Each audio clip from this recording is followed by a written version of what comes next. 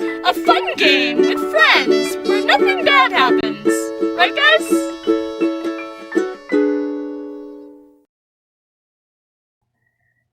Oh my gosh, it's already up there. Hello and welcome to Discord Murder Book Club. Let's see who's gonna book.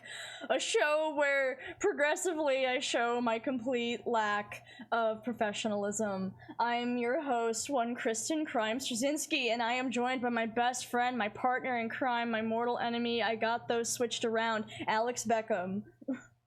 Hello, welcome to Discord Murder Book Club. Let's see who's gonna book, where we're definitely talking about just Discord Murder Party and nothing else that is adjacent to Discord Murder Party that is incredibly self-indulgent for me specifically. It's just Discord Murder Party in this show we talk about. Yeah. It's definitely... Yeah, definitely. We're definitely discussing something I have involvement with. Yeah, this is definitely something that Kristen Straczynski has been very involved in the planning and detail stages of. She knows everything about this show. I know everything about this show. You know, it's fine. Yeah, it's fine.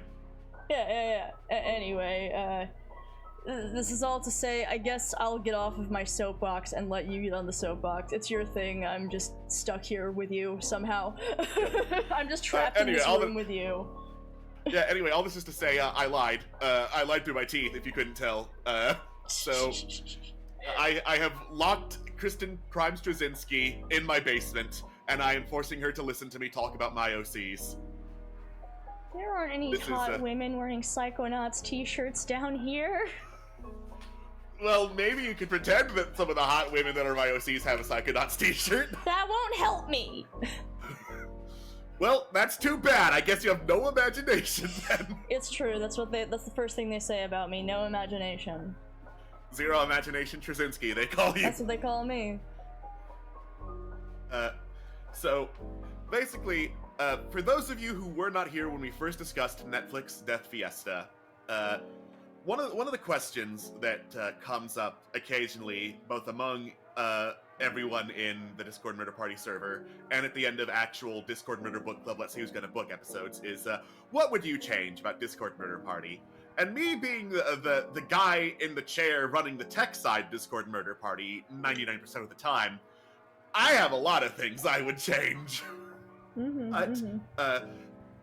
the things I would change, if I was like pitching Discord Murder Party as a show, would be cutting characters. And I feel really bad doing that, because these are characters that are really personal to the people who wrote and played them.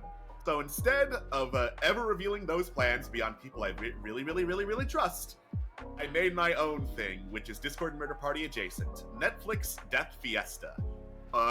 Alternatively, it's called the Happiness Games, because as I was writing it, I was like, wait a minute, the murder god substitute here is concerned with making people happy whatever the cost, so that could be thematically appropriate and an easier sell to Netflix as a title than Netflix Death Fiesta. This is true, yes. This is very true. So the way I pitched Netflix Death Fiesta, well, I haven't actually pitched Netflix Death Fiesta to Netflix. Right now, this is for funsies. I must heavily emphasize, so help me God, if you go to Netflix pitching something related to a show I was involved with without me, I will hunt you down and I will kill you. Yeah. You're welcome to try, but you have no hands. Alex Beckham, bold of you to assume pure spite in this situation will not lead to me developing psychic powers and killing you. This is how we start up the Psychonauts, is by me pitching up Netflix Death Fiesta without Straczynski, thus unlocking psychic powers, thus making psychic powers real. So she goes on to found Camp Whispering Rock, but it's real! It's finally my dream. Wow, it was really kind of you to make my dreams happen for me. All it took was spitting upon me, but I guess my dreams happened, so I can't complain about it in the end. Yeah, you're welcome. Thanks. I wrote this assuming I could use almost none of the characters from Discord Murder Party. That included substituting versions of Murder God and Chaos God with family-friendly substitutes. I say family-friendly, lying through my teeth, because it's Netflix Death Fiesta. I guess lawyer-friendly substitutes. Lawyer-friendly is more accurate. Yeah. Lawyer-friendly. This is definitely my original character, Donut Steel. Yes, lawyer-friendly. Yeah. I did, however, cheat a little by assuming the Black Stars were still there as a concept, assuming Aletheus specifically was a Black Star, and putting in the Devil's Hand from Side B as characters canon to Netflix Death Fiesta. Why Devil's Hand? Well, he technically never showed up beyond flashback narration in DMP, so technically he's a new character. Why Aletheus? Fuck you. Anyway. Because Aletheus is cool. Yeah, why not? And then, as I was writing, I was thinking, like, what would the Netflix Death Fiesta characters be like in Discord Murder Party Alpha, assuming that there were no, like, substitutions and just additive, how they'd, like, react and relate to all the shenanigans of the Awakened and the Murder God, stuff like that. So I'll be discussing a little bit of that as we go on. I have no idea how long this is going to go on to. There's 90 slides, but I'm going to speed through the first couple because we already went past them in a previous stream, which is now in the ether until Kristen Crimes-Straczynski finally submits, gives me editor privileges on the Crimes Timeline channel, and I can just edit the videos and make them public. I need to do that. You do need to do that. I will break your will and make you do I mean, that. I'll do it. I'll do it. You don't have to break my will. It's not that fucking hard. I didn't realize you wanted me to do that. Listen, you don't have hands, you don't have energy, it's not getting done. I have time to spare. I don't do anything besides work on my own channel, and looking at another channel is fucking easy. The YouTube editor system's fucking easy.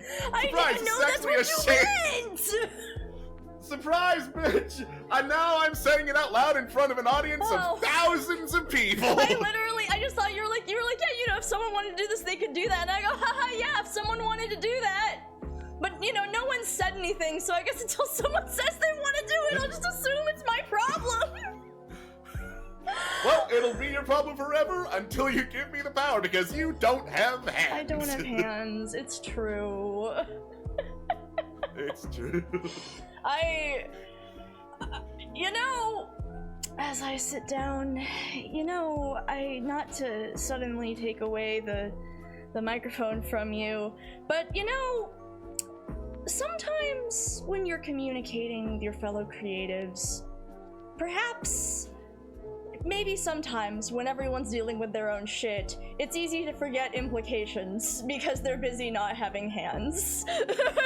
Sometimes. We're learning a lot today. We learned so much today. There are witnesses, 9 of us. Yeah, thousands upon thousands of witnesses. I'm usually okay at communication. It just got a lot harder recently, what with me not having working hands.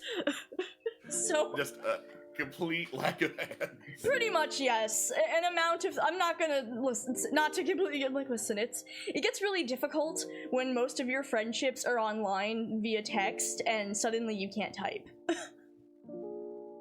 Yeah.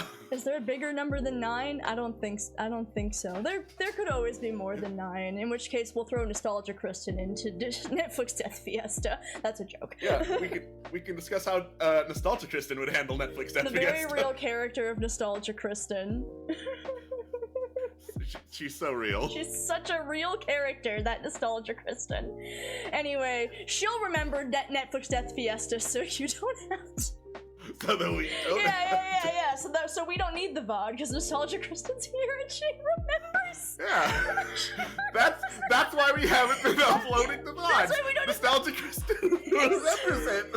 Okay, but like, there is actually a VOD that is currently missing because I did fuck up, and now I'm like, well, I have a way to fix this now, and that's to have Nostalgia Kristen summarize this VOD for you. So yeah. So it's fine. It's totally fine. She'll remember it. She'll remember it, so you don't have to. I'll probably actually do that. That's so stupid. Anyway, I'm sorry. You can have the microphone back. This was very stupid of me. It's fine. It's fine. Talking a whole lot of bullshit is kind of what's going to happen in this stream. That's what we're doing, baby. It's just like at the start of the year. At least we're not talking about anime, because since you're making this, it's not an anime. It's not an anime.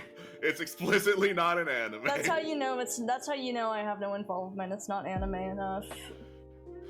Definitely not. Anyway, Here is, as we speed through some of the characters, doing a little recap of who was what.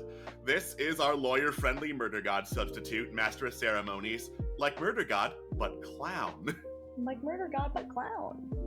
Like Murder God, but clown. She, large ham, has a lot of fun, can yes and, but really wants you to keep playing the game because the games make you happy. It's so cool. So cool. So cool. Is there supposed to be a screen share? There's oh my not. fucking god. Okay, here we go. Let me fix that. There we go. I'm functioning. Sorry, continue. So, here's the Master of Ceremonies. It's, Murder God, but clown. Murder God, but clown. Alex, how would the Master of Ceremonies work in Discord Murder Party Alpha? Fundamentally, Master of Ceremonies and our Chaos God analog cannot work in Discord Murder Party Alpha because they are substitutes, lawyer friendly, for the characters they are supposed to be substituting. So, it would be just like, Murder God brings in a character. Hello, I was brought into the murder games and turned into a god, and now I run the games to try and entertain people, but also entertain a deeper, darker audience. This sounds very familiar. I don't think that would fundamentally work. No, fundamentally would not work. No, I think mostly Murder God would feel kind of insulted that this character exists. Yeah. I mean, on the one hand, cute girl, but on the other, clown, and that is invalidating all of it. I mean, people keep saying she has a thing for clowns, and she refuses to let that be a thing that continues to get pushed, so inherently... She cannot validate them with a crush on the Master. She refuses to validate clown. No clown validation for you. No clown validation for you. Anyway, Chaos God analog, Peg Leg. What does he look like beyond his disguise? Who knows? Anyway, so Peg Leg is there because there's no real Dr. McGillicuddy analog in Netflix Death Fiesta, of all the things. So someone has to poke and start the wake-ups, and I figured Chaos God would probably be the one to do it if Doc didn't do it. In order to, throw a wrench into the works, it would be Chaos God, or in this case, Peg Leg. Where's his Peg Leg? Shut up. Guy Online is really good at making avatars. I'm so good at making avatars. It's great. It's great. It's a perfect reference with no problems whatsoever. Yep, it's perfect. It's perfect. Anyway, blah blah, episode 1, it's a game of werewolf. Who wakes up at the end of it? The Vincent analog, Edward Lincoln, who is a detective from the 1940s, also a veteran of the Pacific Theater. So, basically, hard-boiled, very hard-boiled. This is a stupid anime face because Guy Online is a perfect reference. Yeah, it's perfect. Not an anime. Not an anime at all.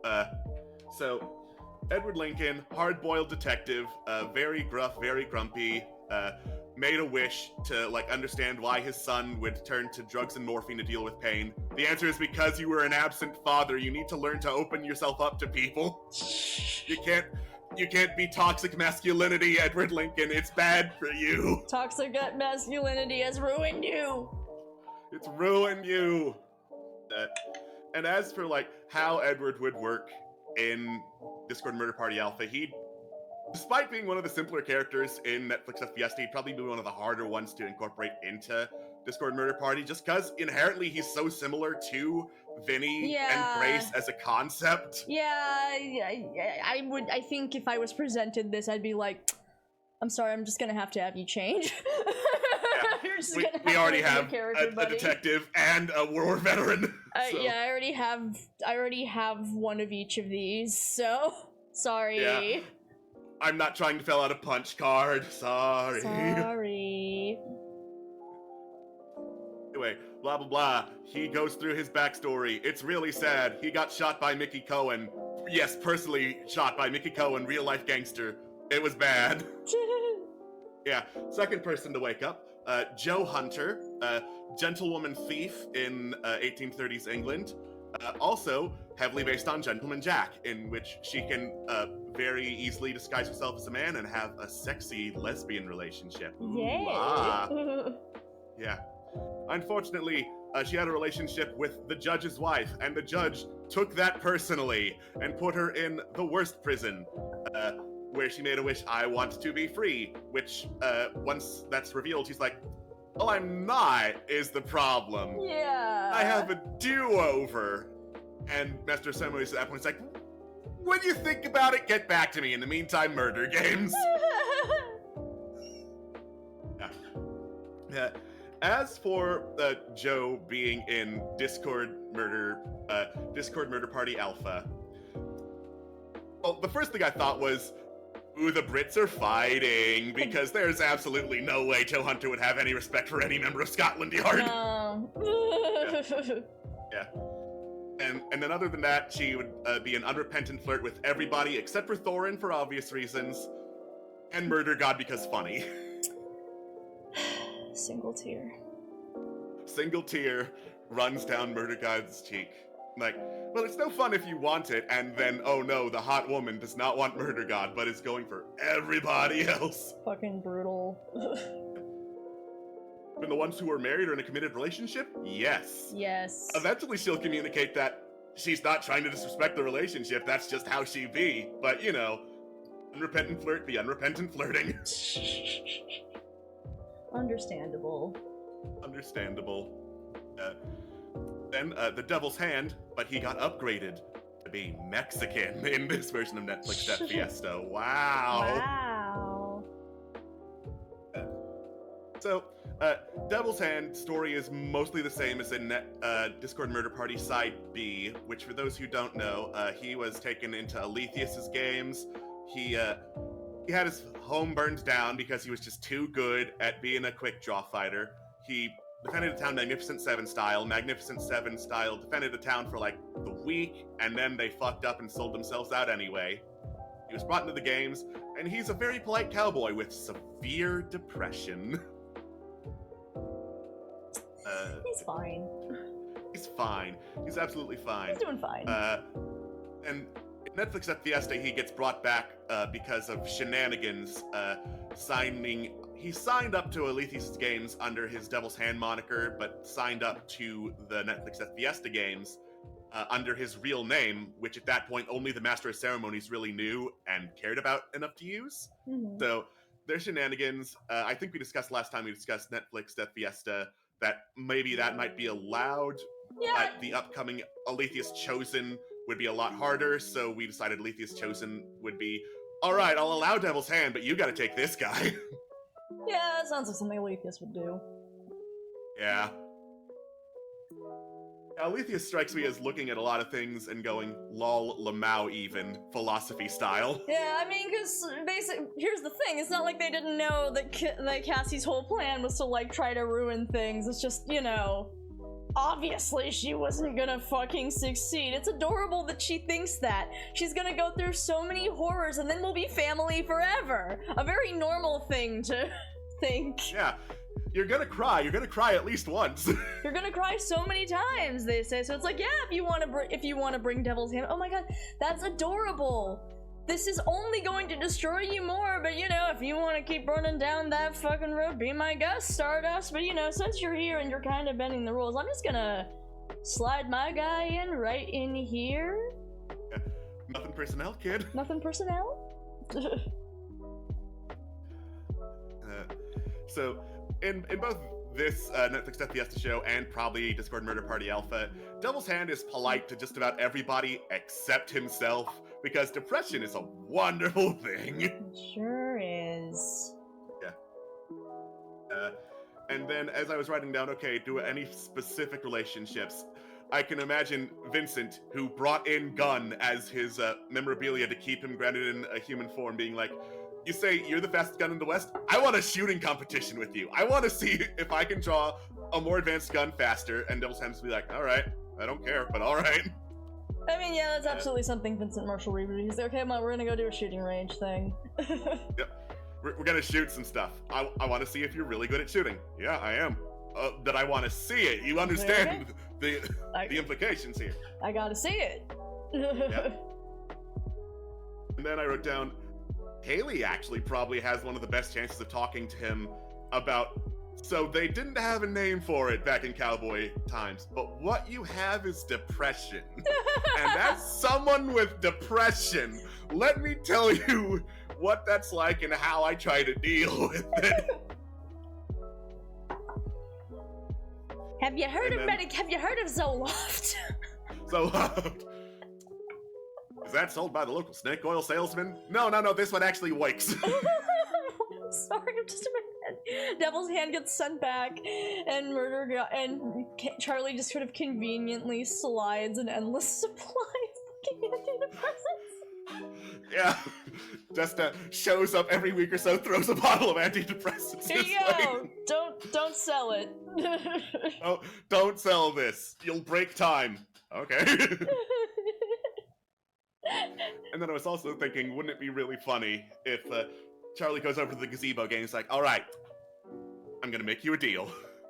I will willingly go to the gazebo if you drag this depressed cowboy's ass into the gazebo and gazebo talk him. Okay, look, I'll do it, but you gotta help me. What do you? I need you to talk to the cowboy. I need to talk to the cowboy. He's very depressed, and I want him to stop being that. I can confirm she would absolutely be like, oh well, they can obviously help Devil's Hand. What? Oh, no, they can't help me, but they can probably help the Devil's Hand. Oh yeah, like me, I got way too many girl problems. But they can help him. They can help him, absolutely.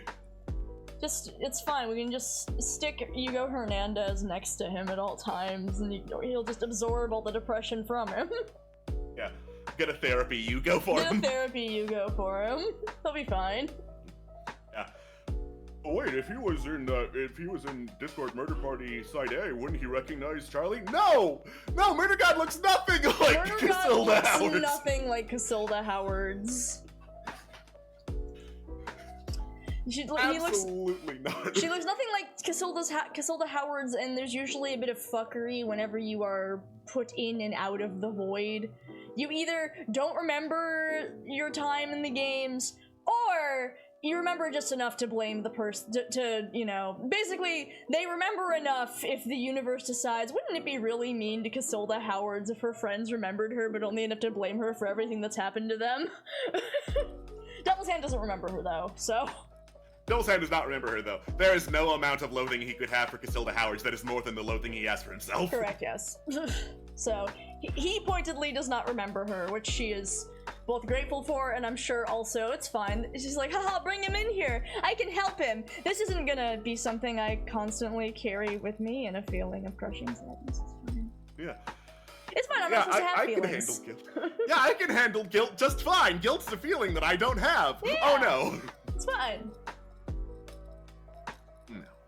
And fourth one is Larsa, aka Tall Big Woman Who Love Violence. Tall big woman who love violence.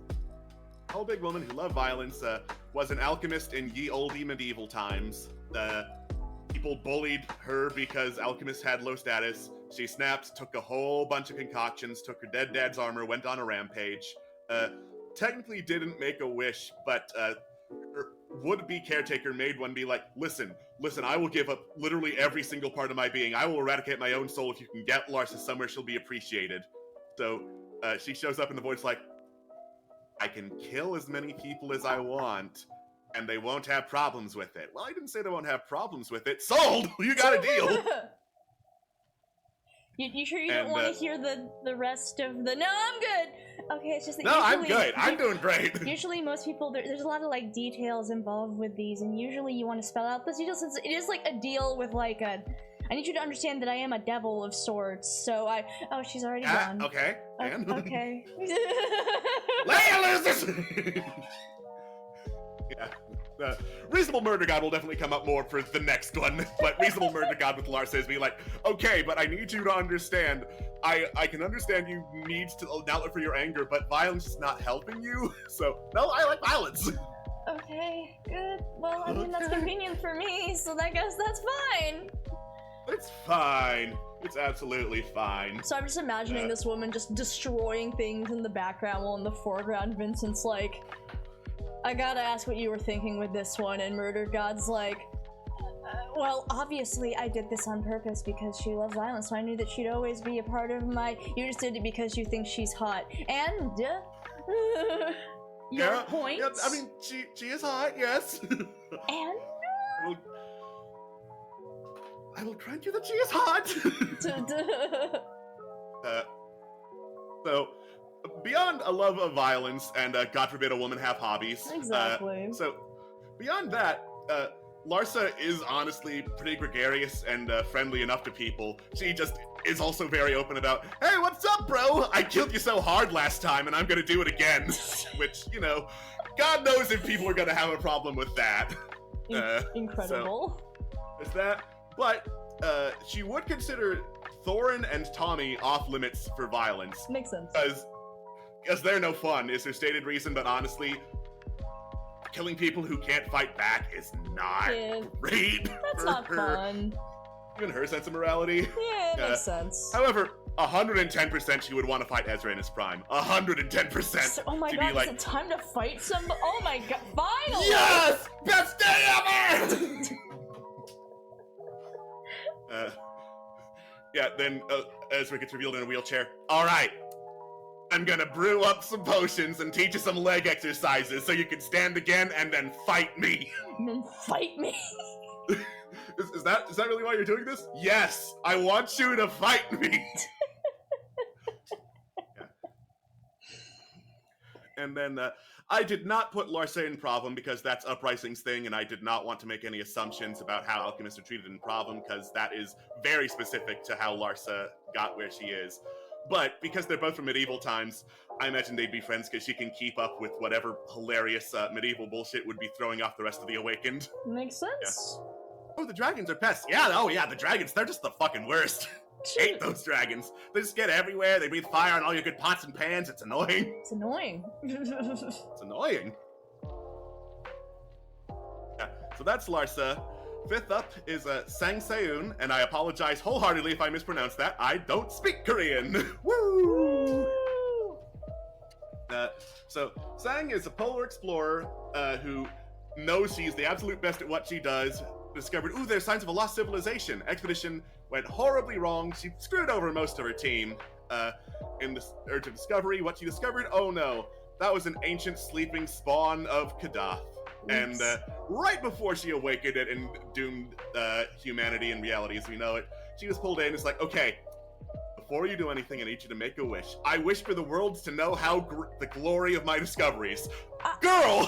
Girly pop! No, Girly pop! Girly pop, no! Girly pop, no! Girl, no! So, yeah, she is exactly why we're calling in Reasonable Murder God, being like, you realize that is going to do exactly what I specifically pulled you in right now to stop from happening. Yeah, but I want people to know how awesome I am because I wasn't appreciated during this expedition. Girly pop! Girly pop, they won't appreciate you because they'll be insane or dead. Yeah, so after that is revealed, it's Larsa of all people who, like, bitch slaps some sense into saying, like, you realize that is the dumbest wish you could ever make, right? And Snake's like, can I have take-backsies? If you get through the murder games. Anyway, it's murder games time. It's murder games time. Yeah. So Sang is a little harder to incorporate because she is pretty similar to Ezra's arc when Ezra awakened, seeing herself as the absolute best and needing to be reminded that, hey, humility is a virtue, and also some real fucked up stuff happened. So the only people she wouldn't get along with, though, would probably be people who consistently tell her to slow down and go not full steam ahead for more mundane things. So there might be some Yugo and Percy friction, but Grace and Tommy's need to push might mean, I want to hang out with you guys. I'm an honorary season 1 Awakened. Let's go. These guys are cool. These guys are cool. I like these guys. You know, people in my class just aren't cool. Seniors are where it's at. Yeah. Let's go seniors. Go seniors. So, that's Girly Pop No. Girly Pop No. Girly Pop No. And then we got Madeline, or as she was labeled, not Amelia Earhart. Not Amelia Earhart, yes. So she is a daring and, dare she say, dashing aviator who is trying to invent the world's greatest flying machine and have it be way better than that absolute wobbly crap that the Wright brothers put together, those absolute hacks. So she's got a go-getter attitude, can-do spirit. Oh no, got in a horrible plane crash. She actually looks more like this. So there's that. And here's another Awakened that's very similar to Ezra's arc, so probably wouldn't work that great in Netflix Death Fiesta. Yeah.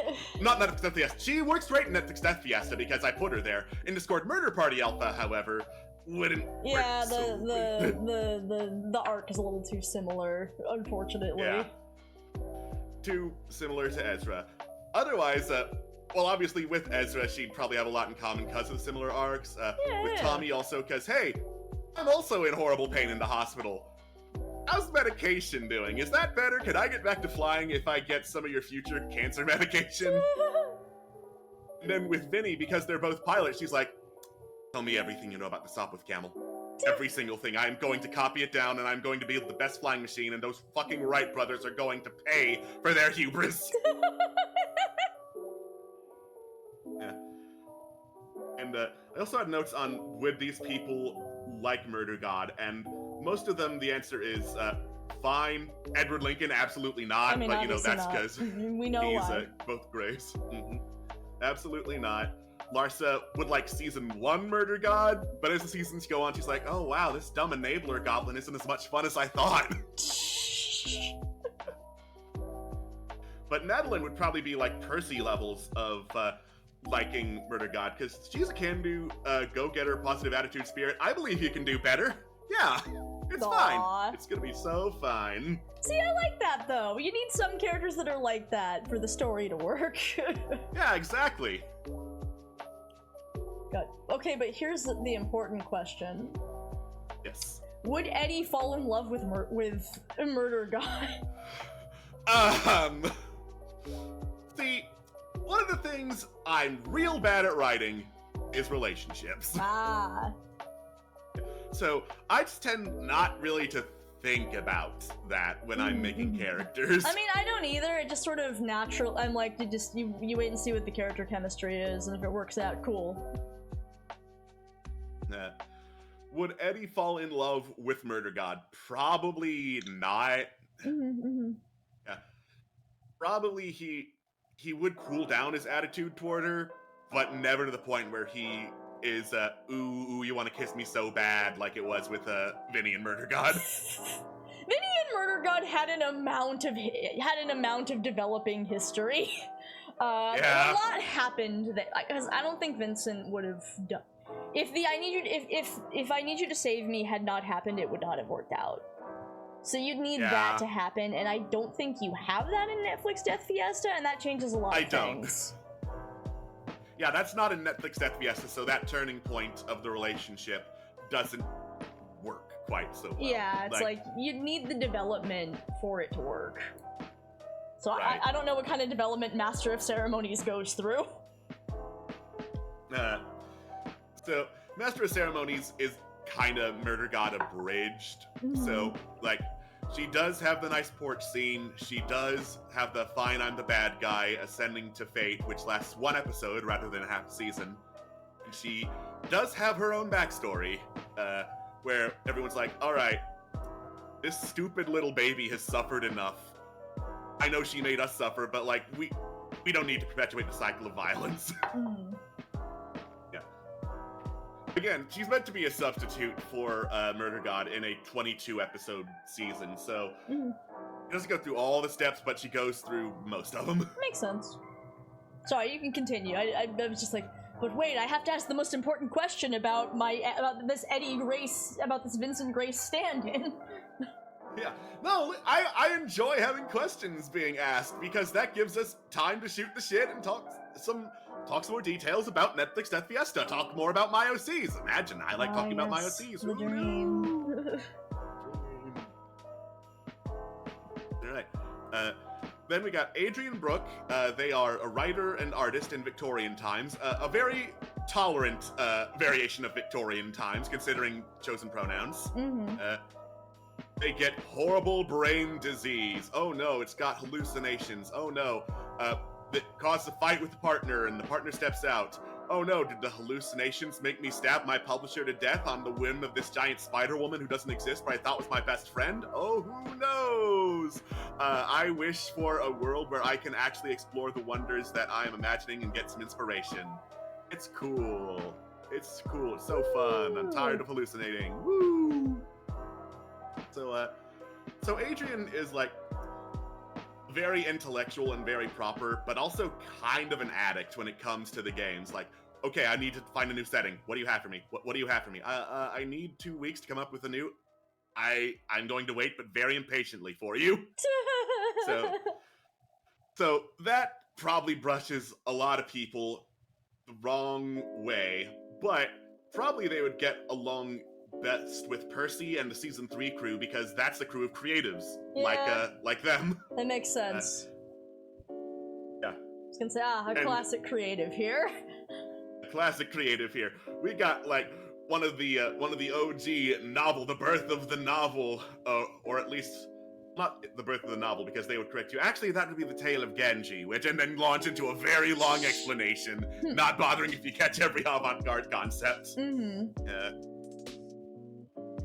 And then, with all of that, Adrian probably would have a lot to say at book club. Like, a lot to say, to the point where people like, did we actually invite them next time? They're kind of like taking over book club. It's like, hon, book club means other people also get to talk. You're not teaching a class. Well, some of us need to learn everything about these books, and I am the one who caught it all.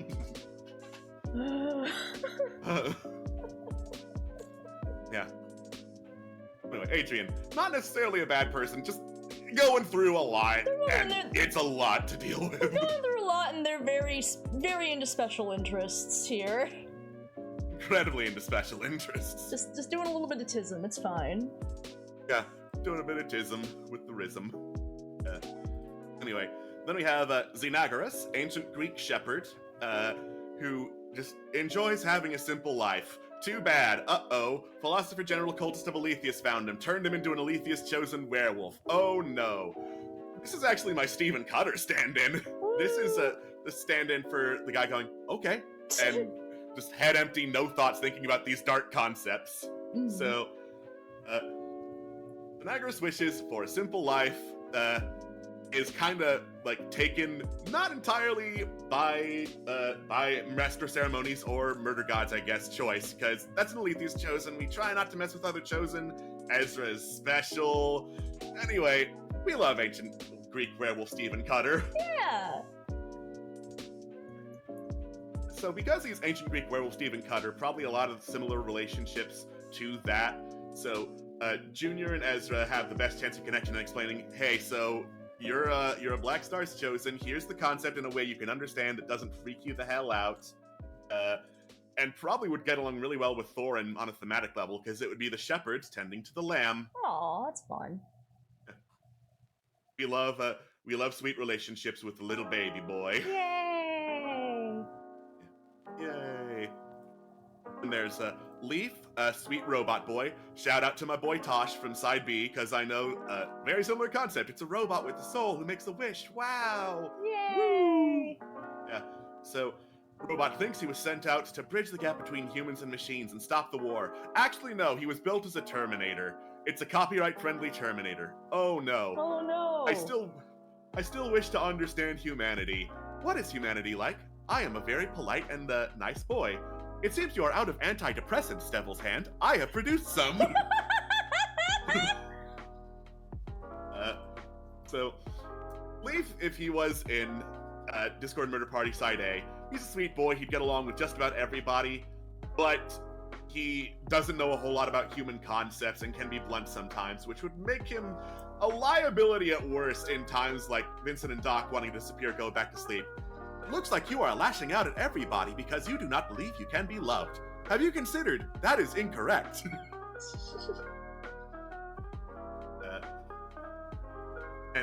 Would he like Murder God? He would state multiple actions of hers to be immoral, which I'm sure wouldn't be grating on her at all. Not at but all. It's because he cares. You know, I gotta be honest, we're not in the constructive criticism part of the writing process. We're in the, this is the only time we have for this pitch. So... Understandable. When is the constructive criticism part of the writing process? Never. Not understandable.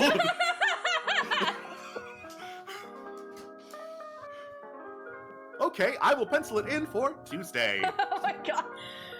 Haha, sure, you go ahead and pencil it in for Tuesday. I'll just make sure it never becomes Tuesday.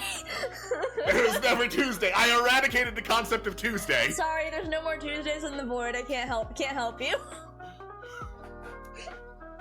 I noticed that you have caused irreparable damage to the Gregorian calendar. Okay, but that is immoral.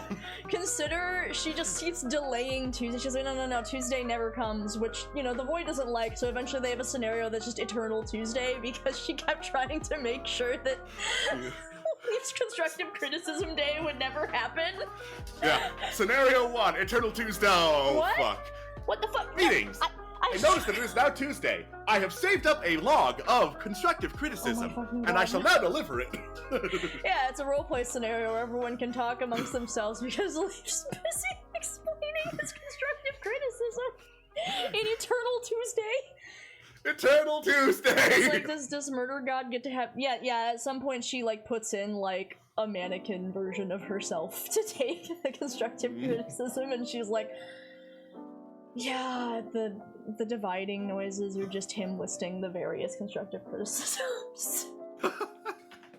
There's great potential here. I'm really feeling this, actually. Yeah, we love the boy. Eternal Tuesday. Eternal Tuesday. I gotta write that fucking Last down. of the Awakened, and a fan favorite from the last time actually we looked at all of these, is Frederica Henry, lives on an island colony, works as basically a ranger, making sure nature doesn't cause serious danger to the colony. Has weird cryptic warnings whenever she goes to talk to people, has weird special interests. We love a girl with the tism. We love a girl with the tism. Woo! Yeah. And he's like, hey, so there's some white volcanic ash that's falling way out of season. Can you go make sure a volcano's not erupting? It's not volcanic ash, it's mushroom spores. Oops, you hastened the spread of a horrible, horrible mushroom. Not quite virus, but it is very parasitic and it's growing through and over everybody. And then the wish is phrased so that it could have been Rika or it could have been the mushrooms that made it. We wish to bloom into something beautiful. Enough of the backstory happens that she finally joins the Awakened last, because they try to get her. She's very obvious whenever she is a sleeper, but usually she gives them the pots because mushrooms are infectious. Makes sense. So, I would let her give me the mushroom disease. Yeah, you probably shouldn't. Really would recommend that. Yeah. Because the mushroom disease looks alright on her because of limitations of Gaia Online, and it's perfect reference.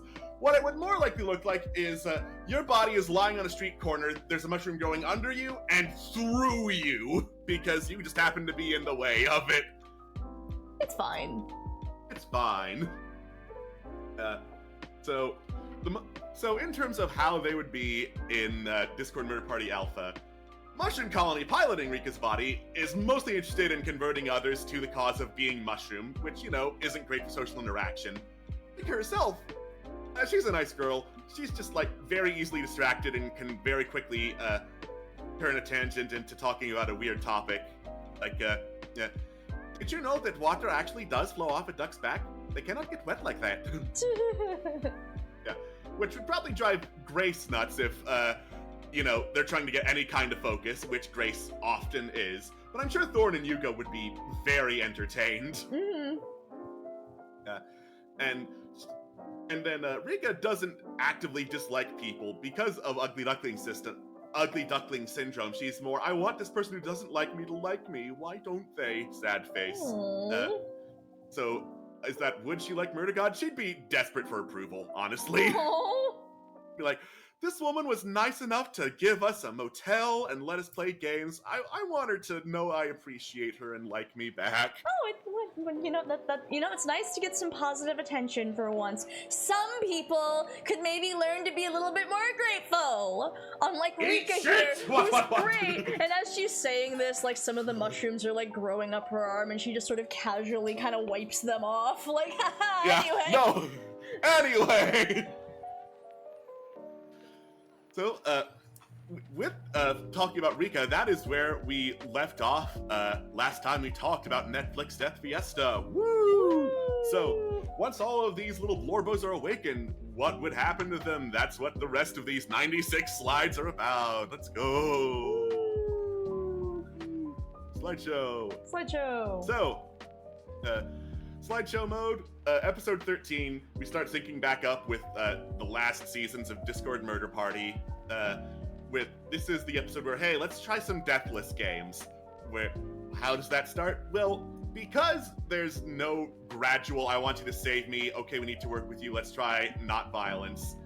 This one, the Awakened actually voted like, hey, listen, we're tired of games where we have to kill each other. We're tired of games where there's death happening. We want to try something else. What, even Larsa? Larsa was outvoted. And Larsa's just pouting in the corner like, fine, let's play a game with no violence in the violence show. This is gonna be so cool. So great.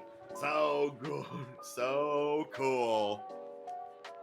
And we know how this goes. Master of Ceremonies Black Star's form is probably not thematically a bird. No. But she still needs to do a violence, so that's why I chose the picture, because this is the moment where she does a violence. And then the Awakened that turn to the Master of Ceremony side are like, okay, we can't do that anymore. Xenagris is like, is that me? Is that what I'm like when I'm a werewolf? I don't want to be that kind of monster. Adrian's like, I've given enough blood to a publisher. I want to stop doing that. I'm turning to the rest of the sides. And Lars is like, hey, listen, I love violence and killing in the games is one thing. What the fuck did Madeline do to you? Because in the absence of Thorin and Tommy being the off-limits people, Madeline is easily the off-limits person for violence, because you could probably poke Madeline and you'd throw off all the IV bags in her. Yeah, that makes sense. Sorry, Madeline. Sorry, Madeline. Episode 14, we continue the season 3 finale. Let's unpack all of that. We need to talk about, okay, what was that? That's the Black Stars. Okay, what do each of us know individually about the Black Stars? Okay, here's my experience, here's my experience. Rika, of all people, is just very casual about knowing the Black Stars. Oh, yeah, there's 5 of them, and there's going to be 6 when she ascends. Here's blah, blah, blah, blah, blah, blah. How do you know all that? You don't? Anyway. Why does Rika know about the Black Stars?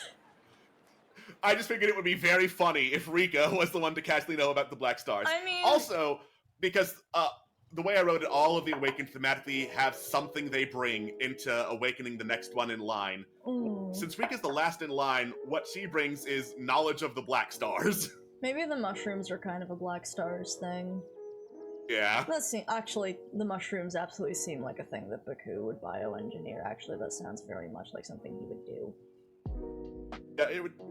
It's 100% it's either Baku or Cernos behind those, that's probably. True. Cernos is also possible. Oh my god! It's a father-son bonding moment! They made a Baku like, Father, can we do a project together? And Cernos is very, very unapproving the entire time.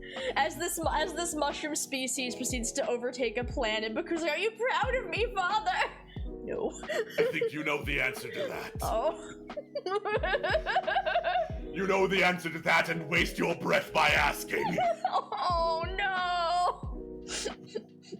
And that's how this world got covered in horrible mushroom spores, and that's why Rika, it's not so much that Rika knows about this thing, it's because the mushrooms know about it. Yeah, the mushrooms are the ones that know about it. Now, I will say, because Rika lives on an island colony, the outbreak is isolated. Oh my god. So, see, that's what, the Cernos is like, it's not gonna make it off the island. Disappointing. Yeah. See, Kadaf didn't even have to do anything, and he almost doomed the world because the Korean woman was just dumb as hell. And all you made was some mushrooms that took over an island. Disappointing, rat son. Yeah, disappointing. Yeah. Anyway, sorry, continue. Anyway, so there's discussion of that. There's nice porch scene, which is Master of Ceremonies, which for ease of space on the slide, it's like, this is a substitute for Murder God.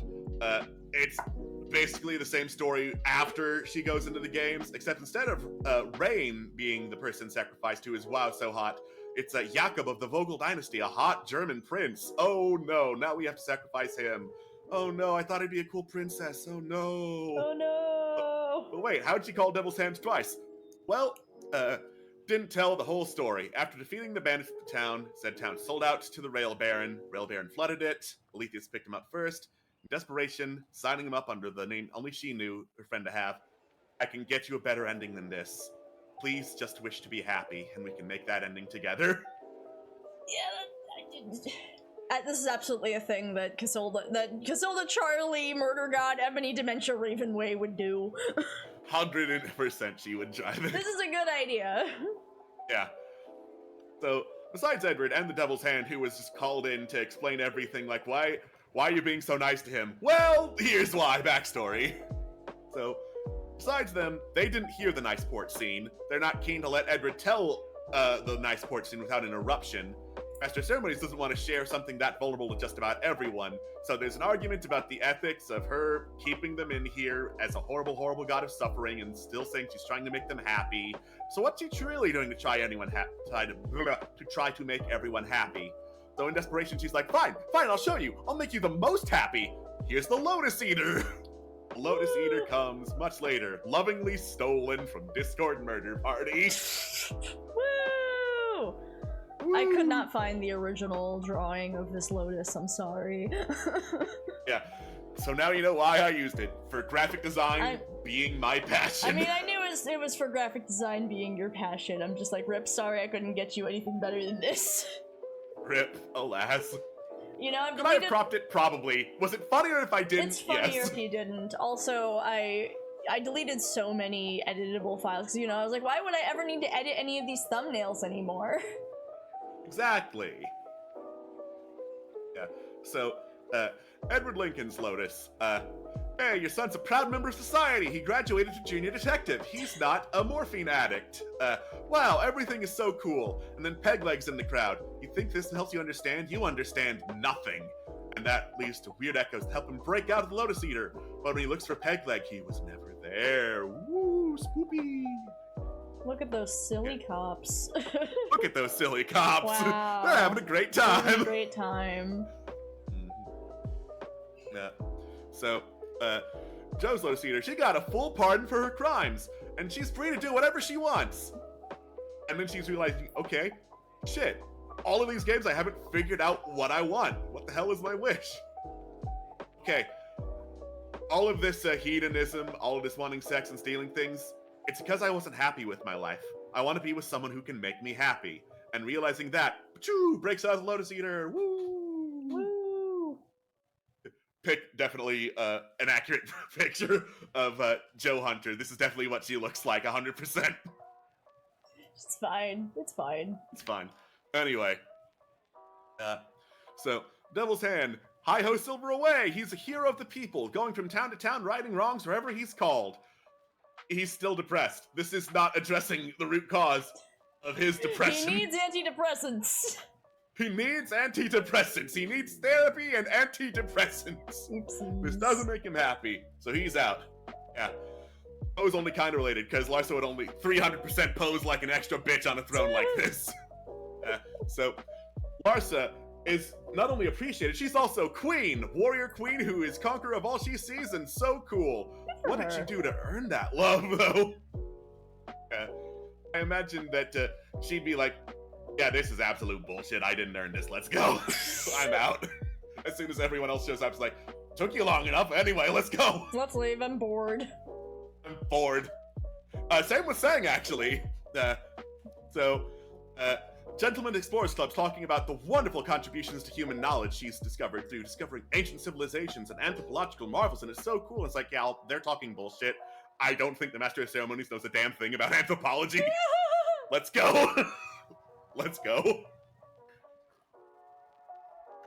So, Madeline's Lotus Eater, not only is she recovering, but technology is so cool, she's got a mecha suit to pilot planes with. So she doesn't have to go back to her regular self. her new self is just fine and even better, and she has to be brought out of it, and it's very sad. Oh, that's crushingly sad. Crushingly depressing, because this is Discord Murder Party. Let's go. Woo! So, Adrian, hey, there's a miracle cure for the horrible brain disease that would kill you in 2 days. The world is just as you write, because you're just so cool that you can change the world with your pen. That's boring as hell. I'm outie. Why your life is so boring? Yeah. I can't be avant-garde if what I write becomes reality. It's, by definition, not avant-garde. This sucks. I'm outie. Oops, I'm out of here. Alright, so, Xenagris, finally, the world is peaceful and simple and everyone says what they mean, even somewhat robotically. I enjoy this sheep. Petting him gives me happy feelings. But then the rest of the crew shows up and starts questioning everything, and finally gets an answer out of Xenagris that satisfies the world and him. I don't know. And that scares me. But that's okay. Aw. Aw, sweet boy. Sweet boy. Speaking of sweet boys, Leaf. Hey, the war is over. Humanity won. Raises up. I have some more constructive criticism. This is a simulation. I was made to comprehend reality. Please, show me reality again. It will be Tuesday Fine, someday. you big stupid baby. Aw. Well, and then Rika's Lotus Eater. Instead of mushrooms, it's actual lotus flowers, because I love symbolism. Your discovery wasn't mushrooms, but a blessed lotus that spread happiness, and if you eat it, all your wildest dreams come true. You think because there are smiles on people's faces you can have me be a tool again? I don't want to be Typhoid Mary for a plant apocalypse. Fuck you!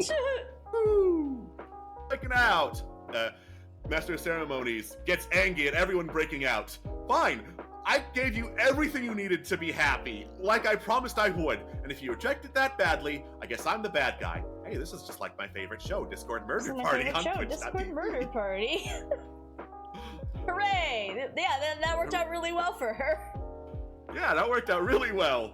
This is going to go great. Episode 16, the final fight. Final confrontation, overcoming circus-based traps and obstacles. Squid Game-ish aesthetic, because I recently just finished off Squid Game Season 3, and I was thinking, yeah, the hide-and-seek game would probably be very similar to how the tower up to murder, to Master of Ceremonies is set up. But oh no, Pegleg interrupts the attempts to ascend to godhood through random small things going wrong, like making a speech. Boom mic slowly descends into frame. Just like, get that out of my face. Someone knocks over trash can out.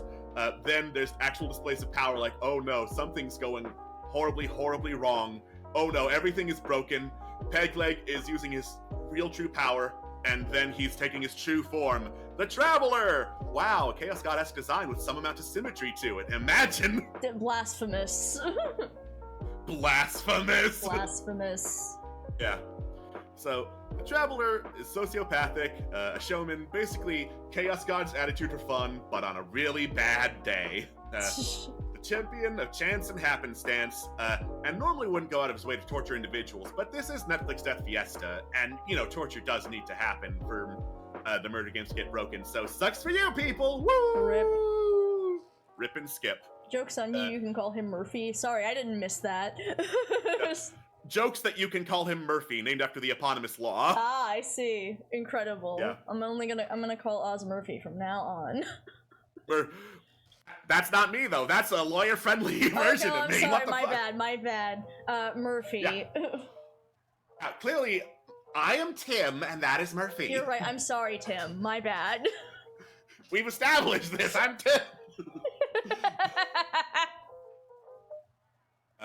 So, episode 7. Hey, it's the new boss. There's a carnival boardwalk with fun games, all of which torment your new companion Phoebe, who's on the next slide. Hey, stop it. Let me back in control. This is ridiculous. No, fuck you. Have a backstory, idiot. Rip. This is Phoebe Menton. This was Master of Ceremonies prior to being Clown. So, very plain girl, except when she's entertaining. She also has depression, but she works to make others happy, and when she does, that makes her happy. If I'm a theater kid, I can ignore my depression. Yeah, exactly! Phoebe is a boring person, is a lot less tragic than Cassie, and that's a personal story I do not feel comfortable fully adapting without explicit okay and consent, so That's Phoebe fair. it is. Is somehow both the Nothing Matters sad nihilist and the Nothing Matters happy nihilist all at once. Woohoo!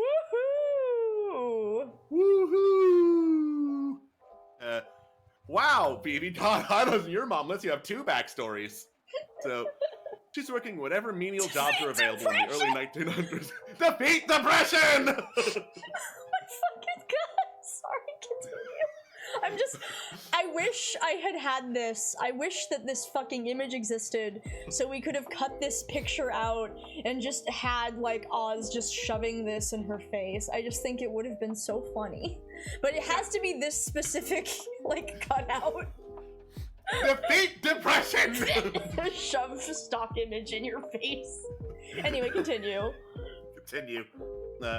So, she's working whatever menial jobs are available for a woman of not great social status and not many skills.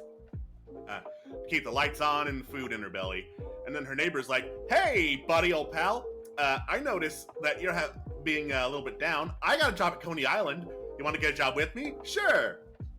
Wow, entertaining people there is so nice at Coney Island. Things will turn out great at Coney Island. Coney Island. Nothing bad ever happens at Coney Island. Nothing bad ever happens at Coney Island, especially not in the early 1900s. No. Oh no! Oh no. So there's a fire at Dreamland and Coney Island, which burns down like most of the boardwalk. And Phoebe is there being like, this place is the one thing that brought happiness to my life. I need to save as many parts of it as I can. She gets caught and trapped in the blaze. No human casualties are reported, but, we know. We know. And then after that are the Aletheus games with my original character, Donut Steel. My original character. Yeah. So, let's unpack all of that morality.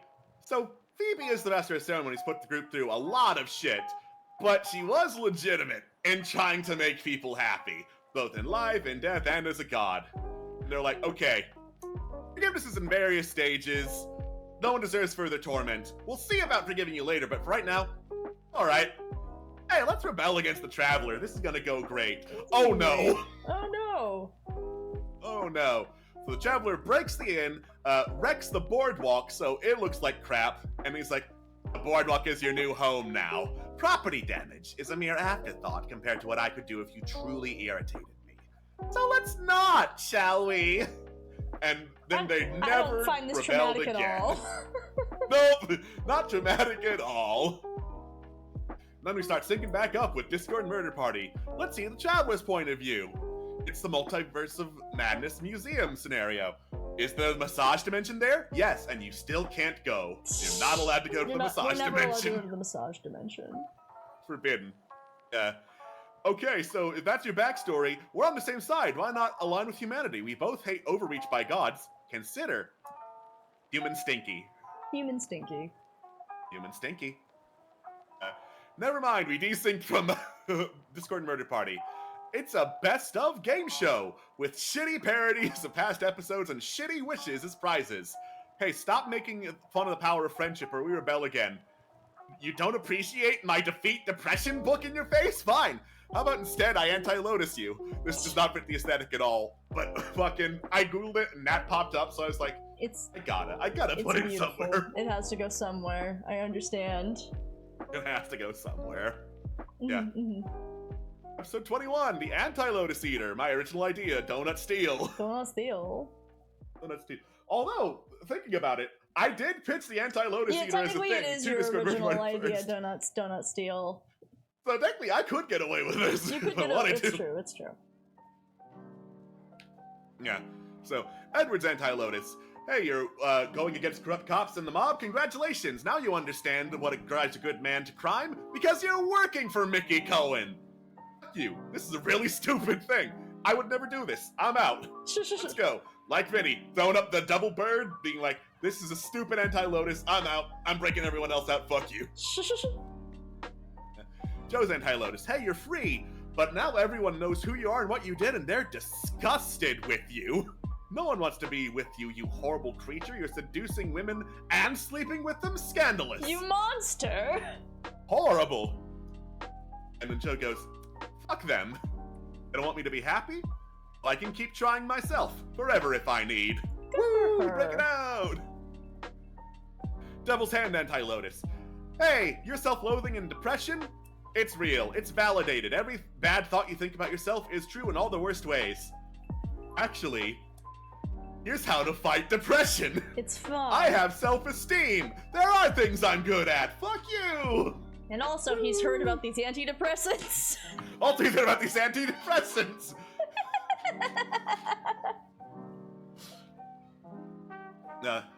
Lars says Anti-Lotus. Hey, you're right back to being treated shittily. The chemicals you took to make you strong, all wrong. So now you're a lanky idiot instead of a big, strong idiot. No. Also, the person who sacrificed herself for you was there to shame you because she gave up everything for you, and you turned out like this. What the hell is wrong with you? Lars's strength isn't just the power to rip your arms off. She's got the strength of heart. Suck it, losers! Let's go! Saying wanted to be famous? Now you're infamous. You got your wish, motherfucker. The world's broken and everyone knows it's you. And then he's like, yes, I know. I did fuck up. I did fuck up. What are you trying to prove to me? I know this sucked. I know everything is bad and is bad because of me. I'm gonna try to make it better. Fuck you. Woo! I couldn't find a better screenshot of the Miles Morales apology video, okay. Unfortunately. This is what we needed. It's fine. Holy shit, I just now noticed. He's got more dislikes than views. No!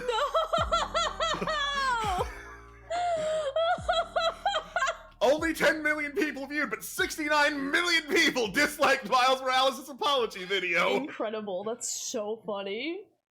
Incredible. Amazing. So, Madeline's Anti-Lotus, you're back in the hospital. Oh no, the treatment went bad. Oh no, your condition is deteriorating rapidly. Every ailment possible is happening now, but you're not allowed to die. You don't get to die. That, it would be a mercy. You just get pain forever. And Madeline's like, again, this isn't different to how I am now. You can break my body, but my spirit never died and never will. Please stop praying for my grandpa. You're making him too strong. Broke out of the hospital. The cops can't get him. He's too powerful. He's too powerful. He's too powerful. Adrian, hey, the horrible brain hallucinations not only were real, reality was entirely the hallucinations. You just didn't see it yet.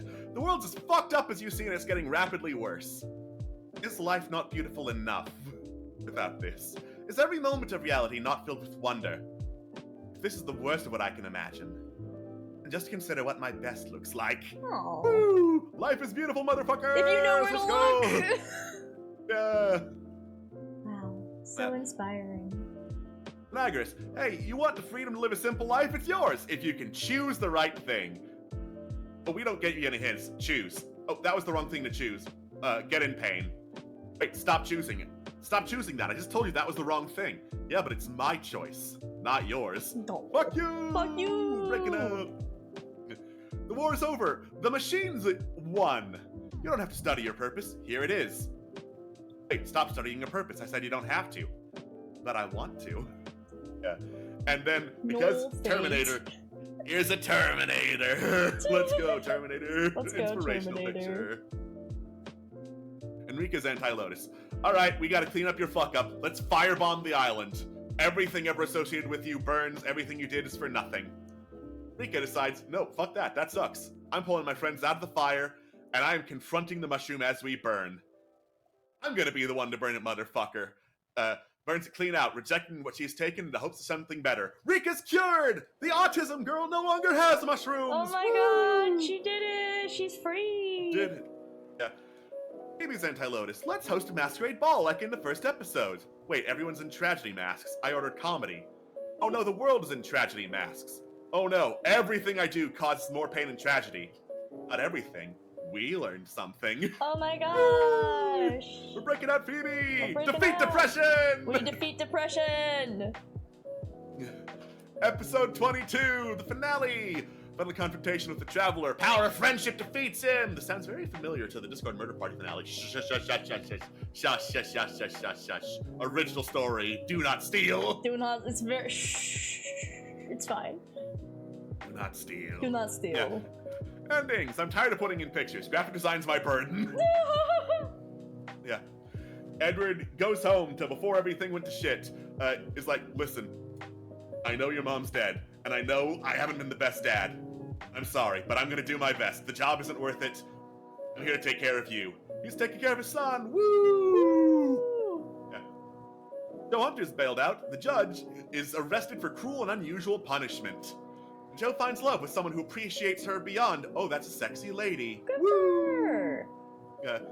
The devil's hand, along with getting antidepressants, has a lawyer come in and be like, now the contract you're offering these people to buy out the town is really bad. Checkmate, motherfucker, I know lawyers. Checkmate, motherfucker. Also antidepressants.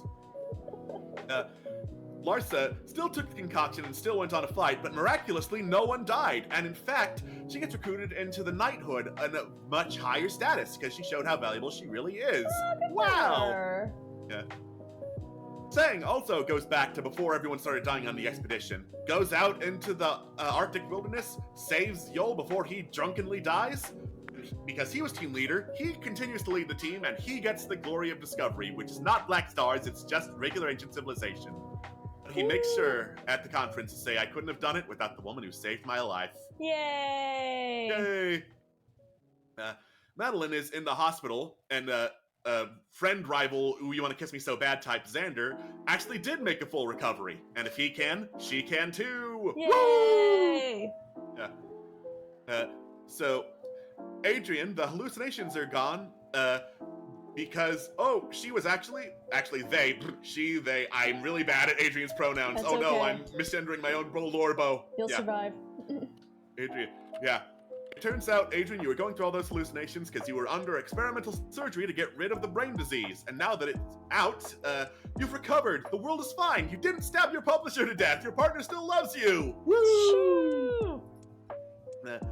Xenagris stands up for himself at a debate saying, hey, the Philosopher General is a dumb, stupid idiot. He's interpreting what I say the wrong way. Here's what I really mean. Gets full applause. And then immediately is like, this is not the life for me. I'm retiring back to my sheep. Good for him. Leaf climbs out of the pit he was shot into, destroys the master control unit. Skynet is down. The past is no longer forced on him, and the future he can choose. The people love this. The people love this. Yeah.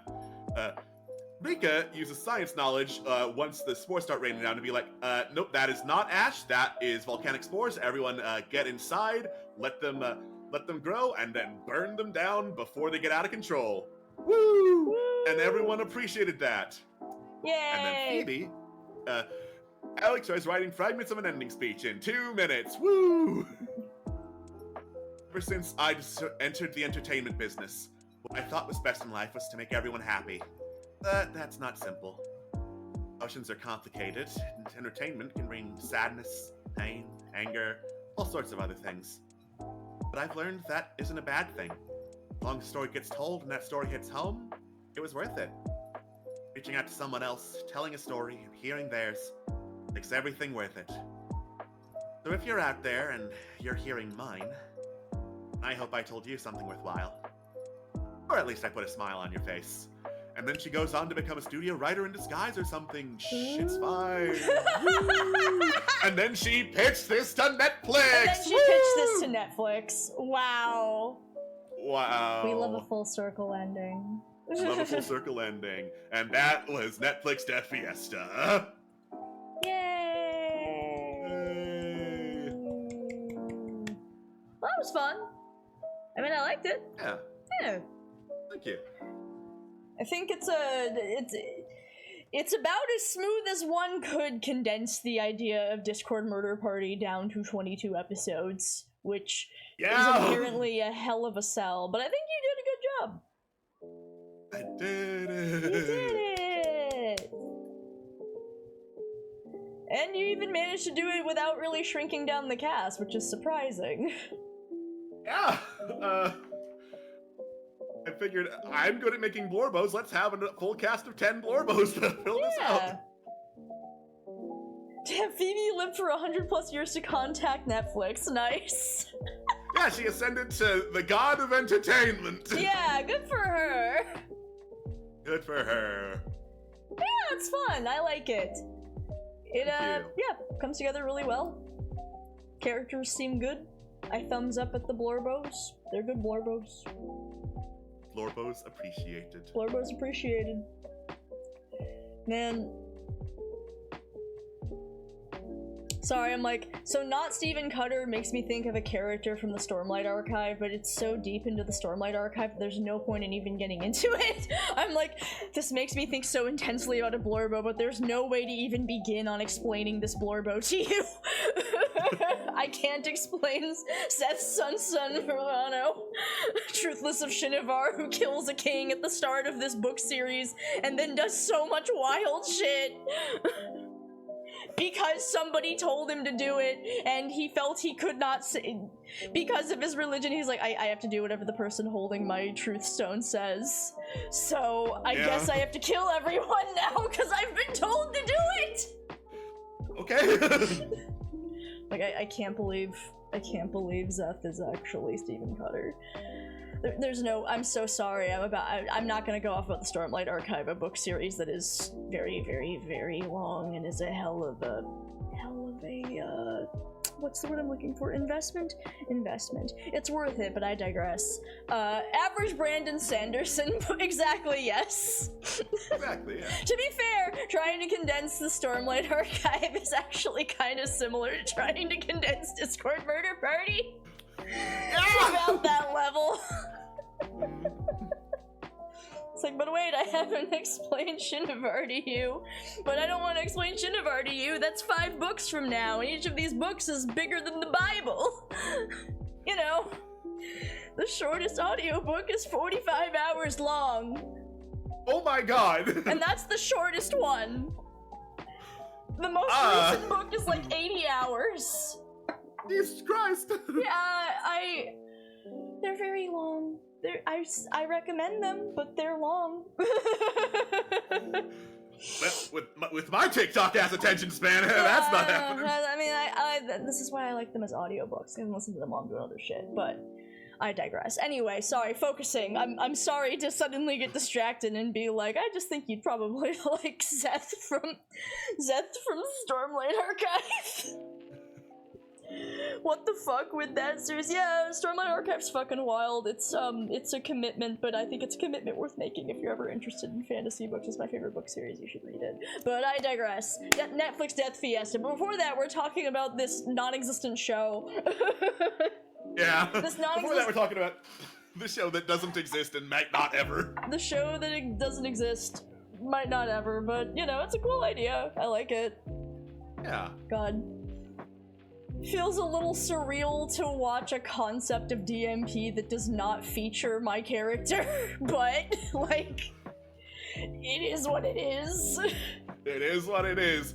Yeah, like, and again, like, Charlie's story is a very personal one, and just like with everyone else's characters, I felt like I don't want to adapt that without express permission. That's completely fair. Sorry, somebody's talking about Mistborn. It's so good. Yes. Oh boy, you want to talk about Mistborn? No. Before you're typing, no! Sorry, someone was talking about Mistborn. I don't need my hands. I'm here to talk about Mistborn.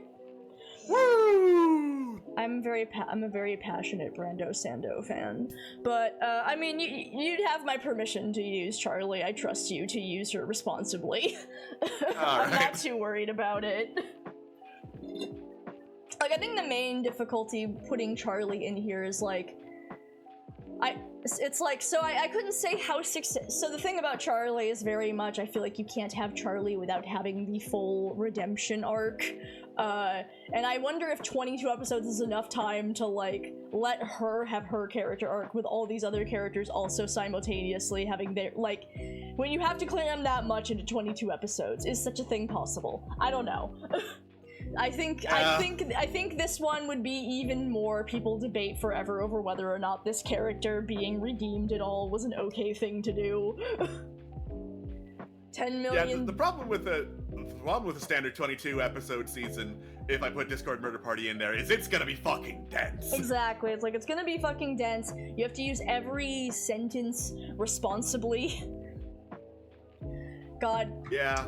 So, I have consumed an amount of shows, and quite a few of those shows, there's things that, like, I wish there was more expansion on. Like I'm a sucker for a redemption arc. Give me a girl or a boy who's done wrong, and then let them, you know, have their character development and pull out of their bad vibes. I'm always here for it every time. I love Katra Shira. She's my favorite problematic fave. But most of these I'm always like, I really liked this, but there's spots where I wish there'd been more expansion, or where I wish it had been done a little smoother, and I still feel that way. But after making a show, I'm now suddenly like, you know, I'm willing to bet this was legitimately the best they could do after who knows what happened behind the scenes to even get this. Yeah. We would all love a Zuko arc. Getting a Zuko arc is hard. Getting a Zuko arc is hard, and you basically have to make that character like the deuteragonist for it to work. Like, they have to be, like, you got a lot of episodes that are just about Zuko. So you'd have, so it's like, Katra Shira has a redemption arc, and it's pretty messy, and there are arguably points where I'm like, I really wish we would acknowledge the fact that this woman, like, doing a better job acknowledging that this disaster woman has caused a lot of problems. But I also acknowledge, like, okay, well, you've had your redemption arc, but now we only have, like, 5 episodes to wrap up, like, the whole show, so we don't really have time. Yeah. So it's interesting with that in mind. It's so fun. It turns out actually making a show is super fucking hard, because, you know, what if you're writing a book, but actually you're doing a lot more than writing a book, and you have to direct all these other things, and you have to do that for so many episodes. And you have 10 plus characters, and they all have character arcs. And you have to. They all have character arcs. And they all have character arcs. Yeah. But Alex, you could use the wood chipper method to sacrifice some of these characters. Let me have the Blorbos for a little while longer before the wood chipper. We're not putting them in the wood chipper. I deny wood chipping characters. My little gay heart can't take the tragedy. Please don't put any of them in the wood chipper. See, that's because you have like 5 characters. I've got hundreds. Yeah, see, well, listen, that's not my problem. You're referring to the characters that I know, and because I like them personally, I don't care, I'll adopt them. I have plenty of room in my character shed. They can stay here if you refuse to give them spaces. I'll adopt them. God. Okay, but you're gonna have to paste them back together after they go through the wood chipper.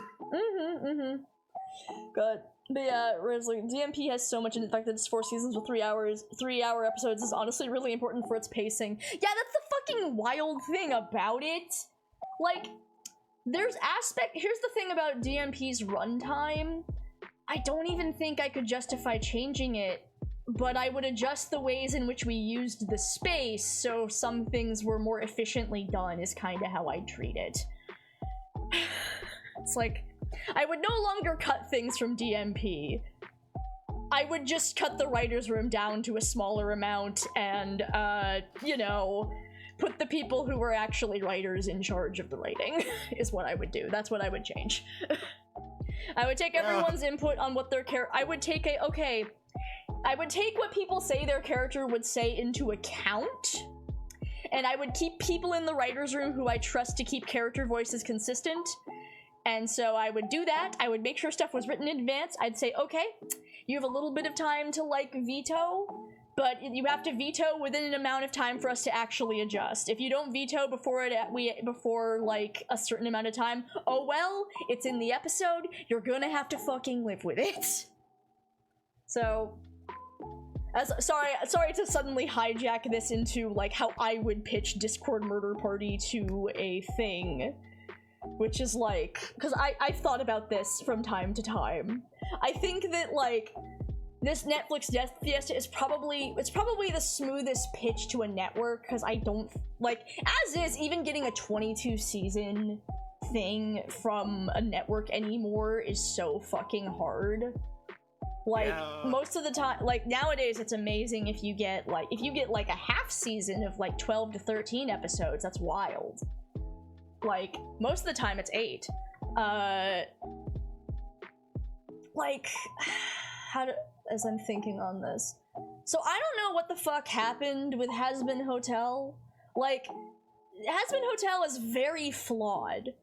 And there's 8 episodes, and in those 8 episodes, you've got enough shit going on in there that really, I feel like this should be a significantly longer season. And there are multiple seasons. They have like 2 or 3 seasons like set up now after this, and I'm like, Vivzy, why wasn't this like everything you have in this first season could go into these other 2 seasons? But then I also have to acknowledge, okay, but were they only given 8 episodes and they weren't sure if they'd get another season, so they had to cram everything into 8 episodes? It was probably that one. Working with a network is very difficult. Yeah. Like, yeah, Hazbin Hotel's pacing is probably one of the best examples of, like... And now that I'm a creator, now that I've made a thing, I can no longer sit there and go, nostalgia, Kristen, this is bad, actually, and here's all the things I can change. Instead I go, well, here's all the things I can change, but I can only imagine how it's so stressful to make a show, man. I understand, it's okay, I get it. Now I'm having a flashback that's, season 4 nearly killed me. I nearly died. Really not. Yeah, average, I don't know if we'll get a next season symptom, is kind of the big thing, because it's like, here, even with like Netflix, Death Fiesta here, this is really like, about as like condensed as I think you could go with this. And I think spreading each Awakening episode between 2, and I can't remember how long each episode is, it's 22 minutes, right? I put down 44. Okay, 44. See? Doable. 44 is the only way I think you could feasibly do it with this large of a cast. And even then, I'm sure there'd be a character or two where people would be like, I just feel like they didn't get enough time. And it's like, well, you see, that's because it's a cast of 12. Yeah. And you may notice there are 22 episodes. Could I cut it down more? Probably, but I don't want to right now. Yeah, it's like right now, for whatever fucking reason, networks just don't give time for shows. And I don't fucking get it. I do not understand. Yeah. So yeah, it's like, God, how would I pitch as I sit here and think on the thing? Look, Morgana inherently looks at the Master of Ceremony. She's like, I don't like this. This is weird. Get her away from me. Ew. She's a clown. I can't be around her. I'm already getting some people telling me I'm like, what's her name from fucking Digital Circus. I can't continue this problem. Pomni, that's her name. I haven't seen fucking Digital Circus. Yeah, because I was going to be like, okay, for sure they weren't comparing her to Ragatha. 100% they were not comparing her to Ragatha. No. I remember when Amazing Digital Circus came out, there were people who were like, yeah, Charlie's like Pomni, and I was like, is she? I wouldn't know. I haven't watched it. The reason is capitalism and not a lot of respect for the creator, but yeah, no, it's stupid as fuck. Correct, it's mostly capitalism, but, you know. Yeah. It's like, on one hand, I'm glad that, like, we're seeing more indie projects getting to do stuff as I sit here, you know, on top of our own indie projects that I desperately hope will someday pan out as I stare off into the abyss. It's fine. We're gonna go with my dream where Alex Hirsch is gonna help make Chaos Fan happen. Yeah. And then we're gonna go to Netflix where I'll have Alex 1 and Alex 2 and we'll pitch Chaos Fan. Alex 1 will get us that money. God. But yeah, no, I also really like that you get to do a lot of different games. That's also nice. Yeah. Please fulfill the prophecy of Alex 1 and Alex 2. Alex 2 Beckham, they call me. That's what they call him. Alex 2 Beckham. But yeah, like, oh man. I mean, like, as I'm looking at Netflix Death Fiesta, you probably could just slot Murder God into here, I think. But I think, yeah, the main issue is just, like, I don't know how much time you'd have to let her have her redemption arc. And I feel like the level of intensity of her backstory, I feel like if she doesn't get a redemption arc, I feel like the level of intensity of what's going on in her backstory, if she does not have a full, like... If she doesn't get a full, like, character arc, then the vibes are bad. The vibes feel very bad. I'm Alex. Can I be... As another Alex, I will manifest for the numerical sequence of Alexes to occur in this segment. Oh my god, how many Alex do we got in here? How many Alexes are in the chat right now? How many Alexes do we have? Because we have you, Alex 2. We have Xander, who is technically Alex 3. Yeah. I guess Pyro can be Alex 4, and then name LS can be Alex 5. Ah yes, Dino Jeff, famously called Dinosaur Jeffrey, is actually an Alex. Yep, 100%. Yeah, everyone knows that guy's named Alex. Yeah, you know, I've been thinking of changing my name to Alex. It's short for Alexa. Yeah. Alex Trzynski, that's what they call me. Alex Crimes Trzynski. Alex Crimes Trzynski, that's my name. God. God. But yeah. Decent, yes, name, but furious people who don't play. Listen.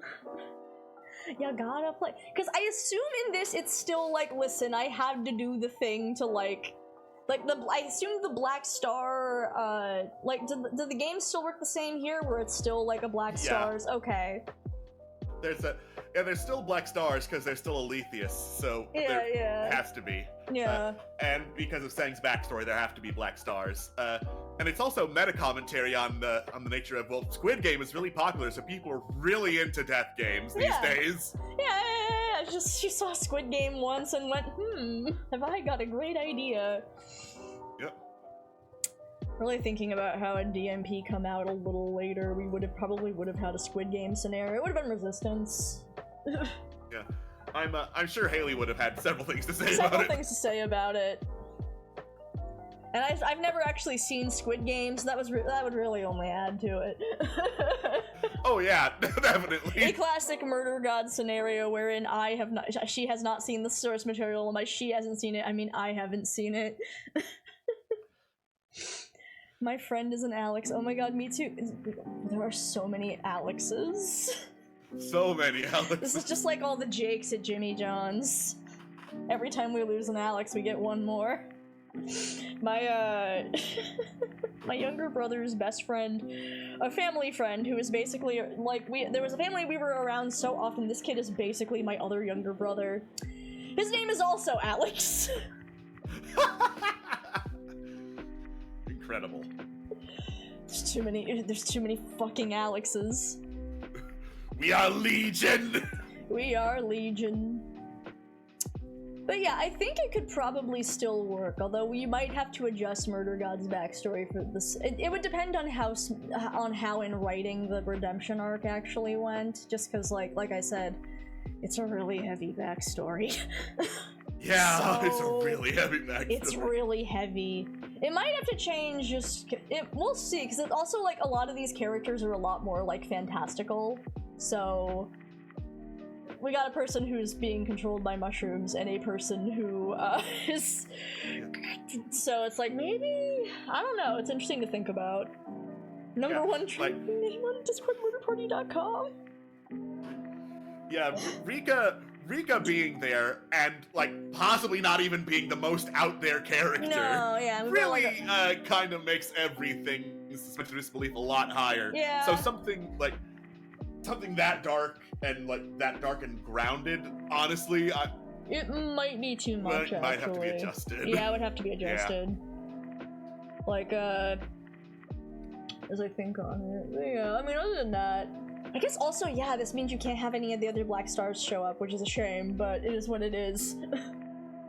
Yeah. That's the real tragedy. no Cernos to show up and bully the small child.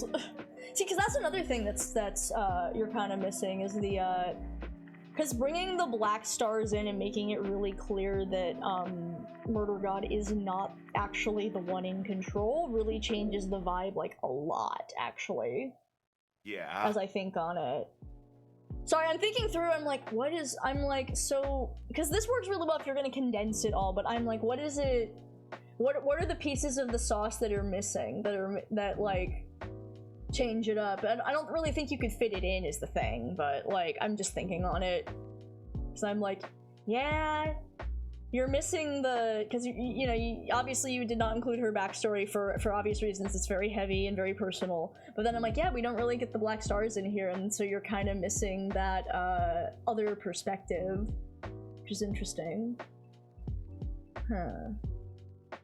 I'm sorry for getting hung up on this. I'm like, no, that's fine. Like you wanted to bring this in so I could talk about it. It's only fair that you get to talk about it and discuss like what else is there to do here. Yeah. Well, because like obviously, you know, Murder God's character arc is a pretty major part of the show.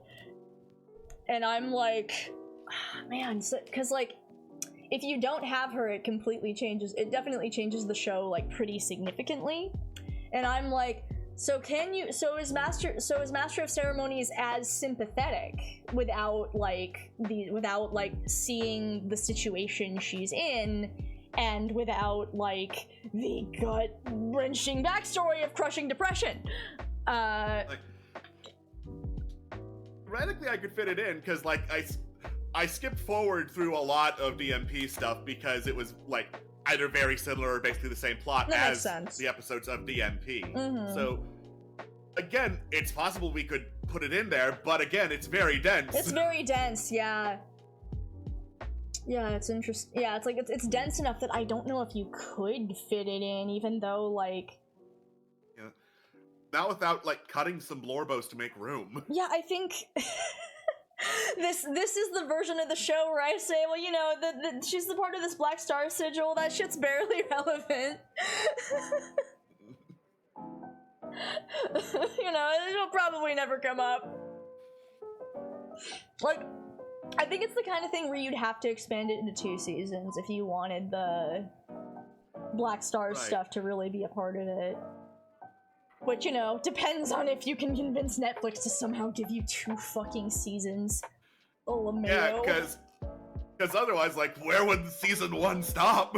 Where does I mean, I think season 1 stops when everyone's awake, would be my guess. Yeah, I guess, like, Awakening Rika, yeah, getting her story would be where it stops and be like, okay, so we're free, right? Nope. No. There's still more to do. Woo! It's like, okay, well, you're all awake.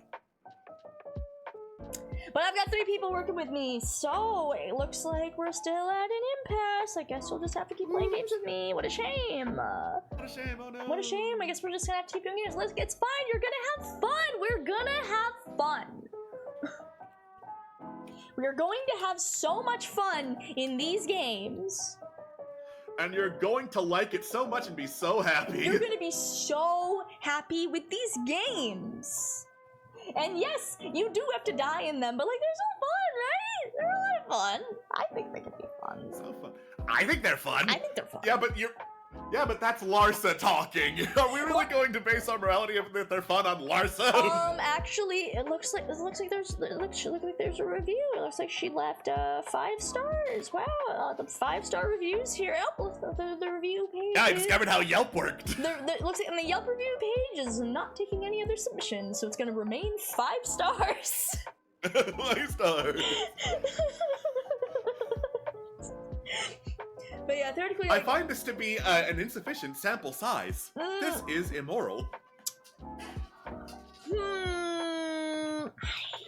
know what? This sounds like one of those things that's gonna have to show up on Criticism Tuesday.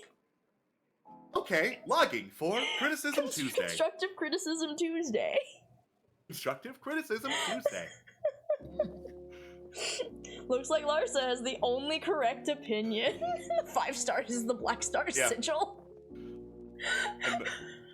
And there's just like a lot of typos. cannot type well. My hands are big and phone is small. My hands are big and phone is small. Oh, hang on. Here, let me just add some smiley faces for you. There you go. That's because you're feeling happy, right? There you go.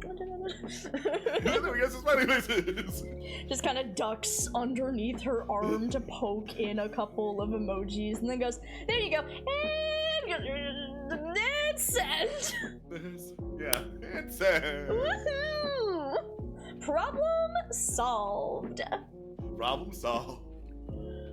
Oh god. Okay, but like, every time Larsa is around, would Murder God bring a footstool in the hopes that Larsa would feel up to kissing her so that Murder God could get up on the footstool for kissing her? I mean, it's either a footstool or just, oh no, it looks like I'm falling. Wouldn't it be great if somebody would catch me? Yeah, it would.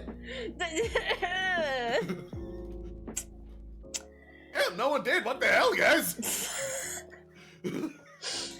You know, only someone really big and strong could catch me when I fall right now. So big and so strong. You haven't seen a warrior princess. You're like a strong werewolf, right? No. Yeah, go catch the goblin. Okay. This is not what I wanted. This footstool's ain't tall enough. She needs a folding ladder. Like, wouldn't it be nice if she caught me? Like, not I'm just thinking out loud here. Yeah, that's so cool. It's so cool. I could like swoon in her big muscly arms. I will say one thing I did notice: so many of these Blorbos are women. There's a lot of women. I tried to make a decent spread. You did, yes. That's fine. It's better than the actual show where we only had 4 women. So, you know.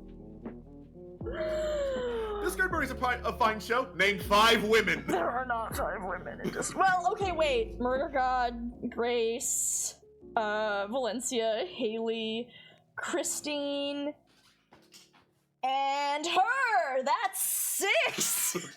6 women. 6 women. 6 whole women to talk about. So therefore, oh my god. Yeah, I think that's all the thoughts I have. I guess I appreciate that. I was a little stressed out. I'm not gonna lie, because I'm like, oh no, I'm about to see everybody be mean about the stand-in character for Murder God. I'm gonna get to hear all about how she's not sympathetic and her redemption arc doesn't work and how it's bad actually, and it's gonna make me feel so bad. But that didn't happen. So I'm about to feel so bad. But that didn't happen, which I appreciate. Yeah. The real tragedy is that Cernos can't call the Master of Ceremonies clown. It's not an insult, it's just correct. It's just correct. Vincent, come get your wife, she's simping again. Good. The amount of times that Charlie shows up at the Reed household and she's talking about her latest crush and Vincent and Abby are just really concerned. Yeah. No, you'd understand she's a tall woman, but not like the other really tall woman. This is like regular human tall. She's regular not human tall and she wears armor and she loves to kill. Vincent like, hun? This really seems like something we've talked about if you were having more, violent urges. Now that you've, you're supposed to be kind of not doing that. I mean, I'm not the one doing the murder. She is. I don't see the problem. Yeah. She's murdering, I'm just letting her do it. So you're an enabler to murder. No. No, it's different. It's fine. Like, it's not like I'm a murder observer. It's not like I stay dead. Yeah, Charlie, it's fine. You're regressing. It's fine. This would absolutely be a crush interest that Vincent Marshall Reed would be like, I think maybe I should be a little worried that my wife is regressing. Yeah. He'd be legit kind of worried. Unless Charlie found a way to let Larsa do some rampage without, like, perma-killing anyone, which, to be fair, as well, still within her power to do. What if I give you a thing where you could... Have you ever heard of VR? What the fuck is a VR? Oh my god, I'm about to change your world. Where's this devil box transported me? Okay, no, it's fine. Okay, so we're taking you to a fun, special land where you can murder as many people as you want. Okay. Here's your, morning star? Have fun! Bonk. Yeah. Oh, Comes back in. I have thrown the Wii remote through the television. Why, so you have, well, good news. That's fixable. There we go. Okay, cool. Yeah, we should probably get a stronger wrist strap then, because, like, my biceps ripped right through yeah, this. I can see the, hang on, I'll fix that up. I'll make a special Wii remote wrist strap. The godly Wiimote wrist strap. The longest wrist strap, if you will. Yeah, introducing you to this thing called a punching bag. I punched it and then it tore in two. I can see that. We may have to go a little bit more intense on this. Okay, how about I just take you to the void and I'm gonna make some dudes for you to fight. Don't worry, they're... Okay, so they're real dudes in the sense that they are entities that are out to fight you, but, I can just... You know what, just go ahead and kill them. Don't worry about whether or not it's permanent. It's fine. And this is, oh god, she's beating me to death with my own arm! Oh, look at her go. Yeah, God forbid a woman have hobbies. God forbid women have hobbies. I was like, isn't this kind of fucked up? Aren't you just giving them sentience just so... Oh, they're not really sentient, don't worry about it. Oh god, my leg! God, please tell my wife and children I love them! They don't have wives and children. It's fine. Reginald, no! Why have you done this to my husband? Okay, that guy has a wife and children, but none of the others, I promise. None of the others, I promise. I wouldn't make them all with... I would never do something like that. That would be really fucked up and kind of a backslide, which I would never do. Yeah, never! Never in a million years! Philosophical zombies to fight. Exactly, yes, so it's fine. Violence is her special interest. Charlie is being an ally. Exactly! She's being an ally to folks with the tism. You're being violence phobic right now. Exactly. Charlie would never make extensive backstories for her set pieces. She'd never do something like that. Never be that extra. Proceed. She's like, oh no, wait, actually, I think this guy, now that I think about it, I have this really cool idea for the story for this NPC, and he's dead. Well... Yeah. Creating life for the sake of it being destroyed is immoral.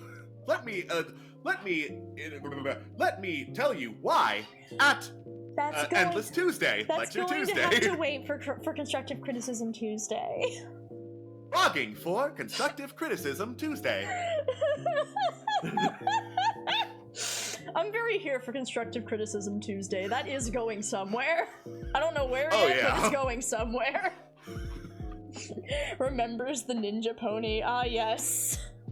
He's silent but beautiful. He's silent but beautiful. And now he's gone. But he was my little pony.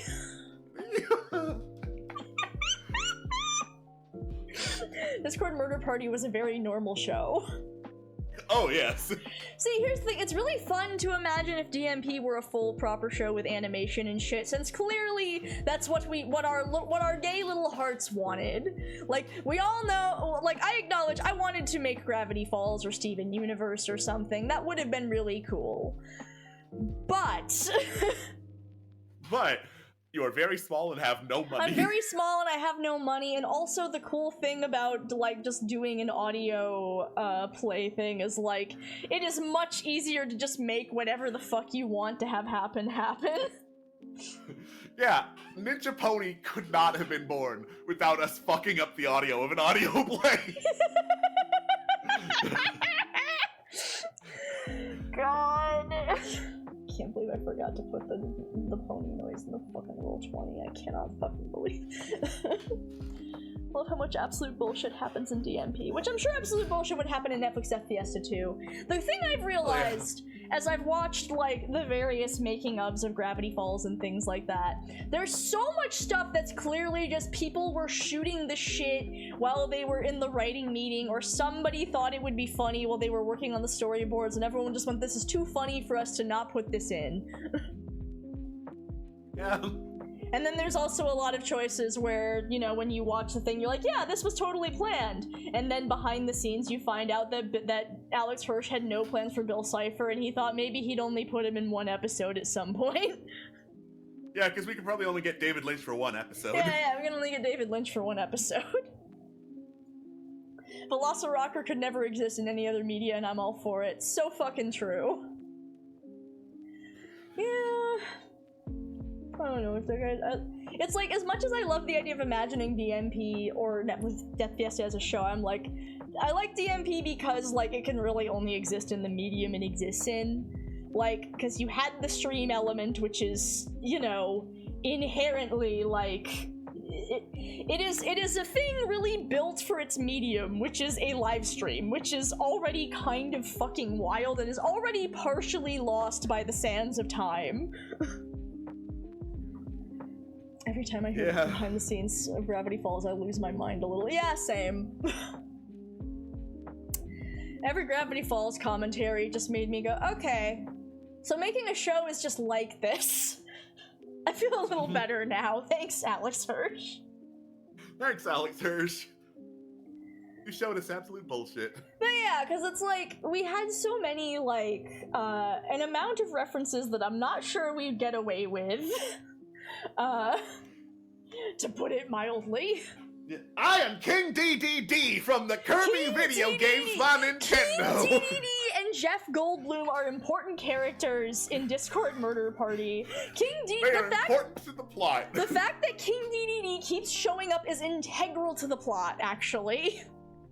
Yes. Yeah, it's like... See... Go ahead.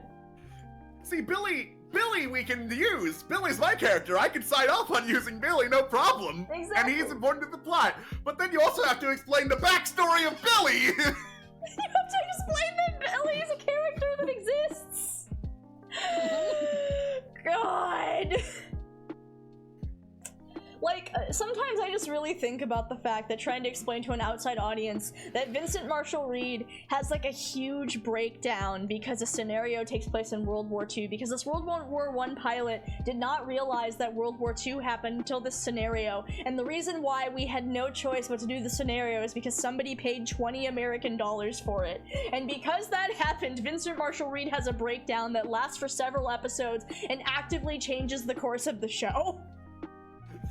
Yeah. Billy, it makes no sense if you watch DMP with no other IR or MOI knowledge. It's very true. I'm actually very curious what DMP is like to anyone who's completely unaware of, like, the MOI and IR, like, backstory. It's like, viewing it completely in a vacuum, suddenly this bird shows up twice in Discord Murder Party. Here's the thing, though, I love that so much. Like, that's one of the things I really miss about IR is, like, crossovers like that. I don't know, we had this little expanded universe going, and that was fun. Yeah. It was fun. And that's, apparently, canonically, that's why Momo had, like, a spiral or something. I guess, yeah. I was told that apparently Momo going to Discord Murder Party legitimately caused him a psychotic break. I can't explain Momo. I DM'd that campaign and I can't explain Okay, Momo. well, I guess I'll never know.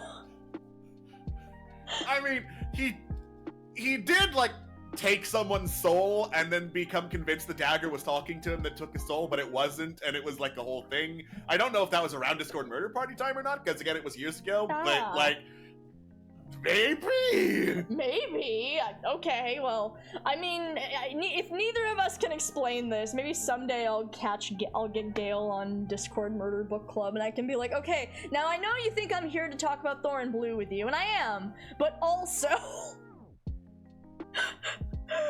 also, Momo Vol. I need you to explain Momo to me.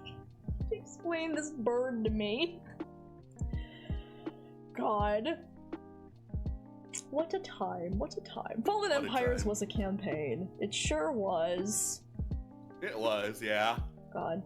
We have hit the 10 p.m. mark, which means at the very least I need to go take a break and make my husband lunch. Do we want to call stream here, or do we want to keep going? Now me personally, I love absolute bullshit of improvising with my little blorbos and, either reasonable or unreasonable murder god trying to wrangle them. So I could keep going on that. If you don't have the energy, I'm good calling it here. I can keep going. So, alright, we'll take a quick little baby break, and then we will come back to shoot more shit. BRB!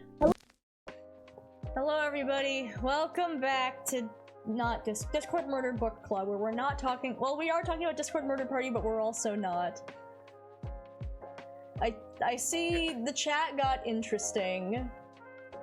Yeah, they were discussing, like, things that really should be on the Discord Murder Party Ice Club, of things we need to understand in order to truly appreciate Discord Murder Party. Oh my god. And We Are Beasts We Hate You is on, like, the top of the iceberg, because at least that's in the show. That's true, or like, right, pointing out things to DP that I'm not explaining the show, since how Dreamland lyrics are in the description of the finale, and you could so easily miss their song lyrics or why they're there. That's true. We are bees. Oh my god. I think we're just actually in the show, stuff in the show that the fandom just pulled out of thin air. Black Star's Anime Club is not that fucking wild. Like, Ro and I were making jokes about Black Star's Anime Club behind the scenes way before it started coming up. Listen, an iceberg has multiple levels. There's, like, the top levels of, yeah, that makes sense, and then we get to the fucking lower levels of Cernos' competitive duck herding. Mm-hmm.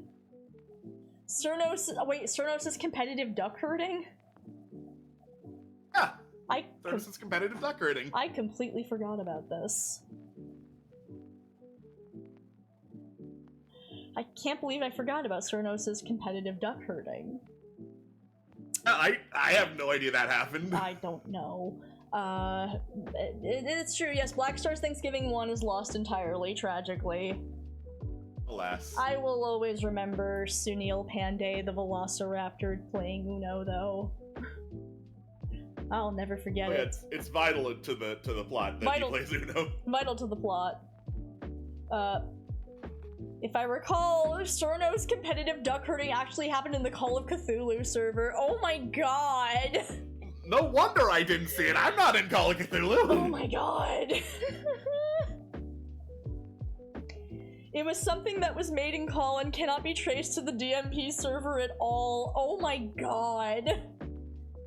So low on the iceberg that even I don't know about it. Now that is truly the deepest level of the iceberg. Yeah, like, there's no longer evidence of the duck herding. God. Yeah, like, it's like there's that, there's all the bits in the fan server that got referenced in the show that you wouldn't know about unless you were in the fan server. Or even just like explaining why explaining why Cajun Sushi Diner exists. Yeah, explaining Cajun Sushi Diner is probably, like, middle of the iceberg. Middle of the iceberg there. Because, again, it was in the show, but then you have to explain why Cajun Sushi Diner was in the show. God, I miss DMP. Not enough to actually do it again, but the sheer insane energy of, well, something happens in movie night and we're like, well, that's going in the show. Yeah, that's going in the show right there. Just every time. Oh my god. Yeah, it's like top of the iceberg is like, you know, stuff that's actually in the show, stuff that you can actually watch on the YouTube channel now, currently. That makes sense without added context, I guess. Right. God. And then shit gets weird. It gets weird. I mean, because even, like, I don't know how much the live stream stuff starts to, like, really carry across if you're only watching the VODs. Like, I'm pretty sure it still is clear that's what's going on, but you're already missing the level of, like, being there live. You are missing some of the energy that you could truly only have experienced if you were there in that moment. Man. You can only truly appreciate insanity if you're, like, right there on the front lines. Right there on the front lines. That's true. At least We Are Bees, We Hate You is in the show. Or even, like, Working Week. Like, we reference Working Week in the show, but, like, unless you read the thing, you would have no idea what the fuck was going on there. Yeah. Also, the level of insanity of the post show too. That's true. There's some. Honestly, I wish I had the post shows available to me to rewatch. I don't know if I still have the streams archived. I mean, I wouldn't be surprised if you didn't, because for the sake of like saving space, I assumed you deleted them. I mean, I've got a big ass NAS with a whole lot of space on it, so it's entirely possible it's there. I just don't know if it's there, or if it was just purged when I like reformatted something. That's a good question. And here's the thing: if it is there, is it even still actually recoverable? Because boy, do I ever have plenty of files that are like technically there, but if I were to try to load them, Dropbox would be like, "Oh, I'm sorry, I looks down at Dropbox looks down, it's like the ink smudged on his hand. I don't actually remember what you're talking about anymore. Sorry." Sorry, Sweaty. Sorry, Sweaty. How about the mountain biking witch who is a vampire from the future? I mean. The fucking 28 stab wounds speeches. I forgot about the 28 stab wounds speeches. Okay, they're still there in the huge ass zips, but I don't know, is this the edited version or is it the not edited version? Well, if you ever find them, let me know.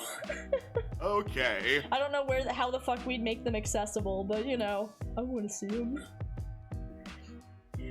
But yeah, this few post-show clips saved on my drive, but I do wish I wish we had more clips for things like that. See, there's some things, or even shit like the DMP Twitters, which technically are still accessible. But you know, trying to look at old stuff on Twitter is difficult. Twitter was a hell site even before Elon got to it. RIP. Yeah. But it's like explaining that the Twitters were a thing wherein John was actually a character on that, in spite of the fact that he's not supposed to exist anymore. And that's why What's the Matter, Superman can't do a push-up, Crash Out exists. God. Yeah. Because we all decided that John was just the biggest badass in the world. What's the matter, Superman? A moment where I truly just lost my fucking mind and just truly went off. And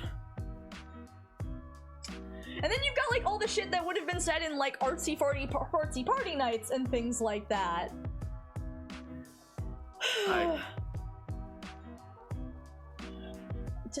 Or like Camp Streamix. You kind of have to watch Camp Streamix to understand the context of like the Camp Streamix references that are in the show. Yeah, because we have a fucking Camp Streamix scenario. Camp Streamix scenario wherein you have to explain that yes, Murder God is in Camp Streamix, but like she's not the same Murder God. She's like a Looney Tunes version of Murder God, and she's trapped there, and she has to be a camp counselor for some reason. Don't worry about it. Don't worry about it. There was a skit I made about her appearing, and then Darby just saying, "Oh, so glad to have you! Thanks for being a counselor! What are you talking about? Here's the counselor's shirt!" Just shoves it over her head. It's a little big on you, but that's fine. Yeah, that's fine. While Murder God rages against him and can do nothing about it, she just is there now and is a camp counselor. And this is never brought up. Yeah, no. We never mention this in the actual show. In any of the actual shows. Never once do we explain why the fuck Murder God is a counselor at this camp. Yeah, whenever I write anything for Camp Streamix, I just assume it's this eldritch hellscape of a camp that everyone treats as completely normal. It's very normal. Nobody questions the fact that one of the counselors is an eldritch horror, and, you know... You basically have to watch the entirety of every Sunday stream and also any non-stream content on the IR channel to understand what's going on like 10% of the time sometimes. Yeah, and then sometimes we just blindside you with Cajun sushi restaurant. Cajun sushi restaurant, something, which when we made that, we were like, we're gonna put this in the show and no one's gonna know why this is funny but us. This is for us, this is not... Oh. But it's fine. What the? Sorry. So when it shared my audio, it was sharing all my audio, apparently, and I was double-checking a video to see, is this the unedited stream? No, it's the edited stream. No. Get theme song jump scared. Get theme song jump scared, boo. Listen, I think part of the fun is in DMP is not knowing what's going on like 10% of the time. That's fair. I hope it has, because sometimes I'll watch a show and I'll see a bit that I'm like, clearly the creators just put this in because they thought it was funny amongst themselves. And I have a little smile and I'm like, I'm glad they had a fun time. I hope that's the experience with the Cajun sushi restaurant. That's all you can hope for. Yeah. God, actually, as I think about it, as I'm sitting here looking at- sorry, I'm looking at this whole Larsa pitch, and I'm like, oh wait, Mariana makes the wish. Is it allowed for, like, someone else to make the wish for this character to be taken? I don't know. I don't actually know if that's, like, Black Star's legal. Is that Black Star's legal? I will make it legal. Martin's like, I give up everything. Because in this case, that would mean that, like, Murder God would have had to taken Mariana's soul, but to put Larsa in the games. Yeah. Which is interesting. I don't know how that works. So, something cool that could happen is like at the very end, everyone teams up against Chaos God's Left a Traveler, and Mariana shows up as one last bit of help to help push them over the edge of power of friendship. Because if that is making the wish, then she's technically in there, she's just mostly eradicated, but comes back through power of friendship. I can see that. I think she'd have to be a more present character, though, for that to work. Yeah. But I still think, I mean, it's still, I mean, it's an interesting concept that, like, somebody made a wish, but they wished for the other person, so Murder God just kind of took both of them. It's a 2-for-1 deal! 2-for-1, cool! Woo! Woo. God. Me trying to explain the lore of DMP while the person I'm talking to stares with a blank stare. I'm like, listen, I have to explain to you why this is Black Star's legal. Oh, God. Honestly, another part of not knowing what's going on is that half the time it's something you can gain context of by existing in the fandom. The other half is just shit like Cajun Sushi Restaurant, where it's completely incomprehensible to anyone but the crew. Yeah! Yeah. You know. And we love Cajun Sushi Restaurant in this house. We love Cajun Sushi Restaurant, and we are bees, we hate you, then the stars give you bees. The stars give you bees. And the stars give you bees. So stupid. Sorry, I think about We Are Bees, We Hate You sometimes, and then I just cackle maniacally. I love it so much. It's a normal amount of love for the stars give you bees. It's one of my favorite things that ever came out of this. The stars give you bees. And the stars give you bees. God. But yeah, it's like that, and then I think of Working Week a lot, because, like, it was really only available for a very short period of time that you were really writing it. So, there was a period of time where to me at least, it was a really big deal, and the cast really was focused on a lot, and I don't know how much of it actually made it, like, outside of the cast server. I can't remember. Yeah. I did post it, I think, outside the cast server. I did post, it might have been the full thing, it might have just been the first couple chapters. I recommend it, it's a good fanfic. You'll never find it, I set it to private. No! But it's so good! Yeah, stuff about it makes me uncomfortable now. Fair enough. Alas. Alas. A different time. A different time. Oh, man. I don't know, I don't got anything. I'm now very tired. Yeah, I was gonna, like, try to do some, like, weird improv stuff of shenanigans with the Blorbos of Netflix Death Fiesta and Murder Got trying to wrangle them, but if you're tired, then, I can try. Yeah. Okay. Yeah, but the thing is, I don't know what to do now because now I'm focused on, oh god, we have to go to the iceberg. We have to go to the iceberg. We gotta go to the iceberg. This now means that as of 2 minutes ago, Working Week is lost media. Yeah. Working Week's lost media. Oh no. I mean, it's fine. You can stop looking at the iceberg. It's fine. It's fine. We can stop looking at the iceberg. We can stop looking at the iceberg. We can go to Constructive Criticism Tuesdays. Criticism Tuesday. That's where everything goes. Where I don't have to deal with it because Tuesday never happens in the void. Tuesday never happens. The void rumbles. Eternal Tuesday. Truly the most Cernos move possible to not be able to appear in this show, but he heard that you declared that time doesn't exist here, where therefore Tuesday, this will never be her problem, and he goes, fuck you, Tuesday's forever now. Mm-hmm. It's always Tuesday. God. Is it lost? We technically know where it is. It's like the Backyardigans pilot, where the Backyardigans wiki admins had the pilot for the Backyardigans, but they would not release it because they hated the Lost Media wiki for some reason. No. That's me. I'm the Backyardigans admins. You're the Backyardigans admins. Tragic. Tragic.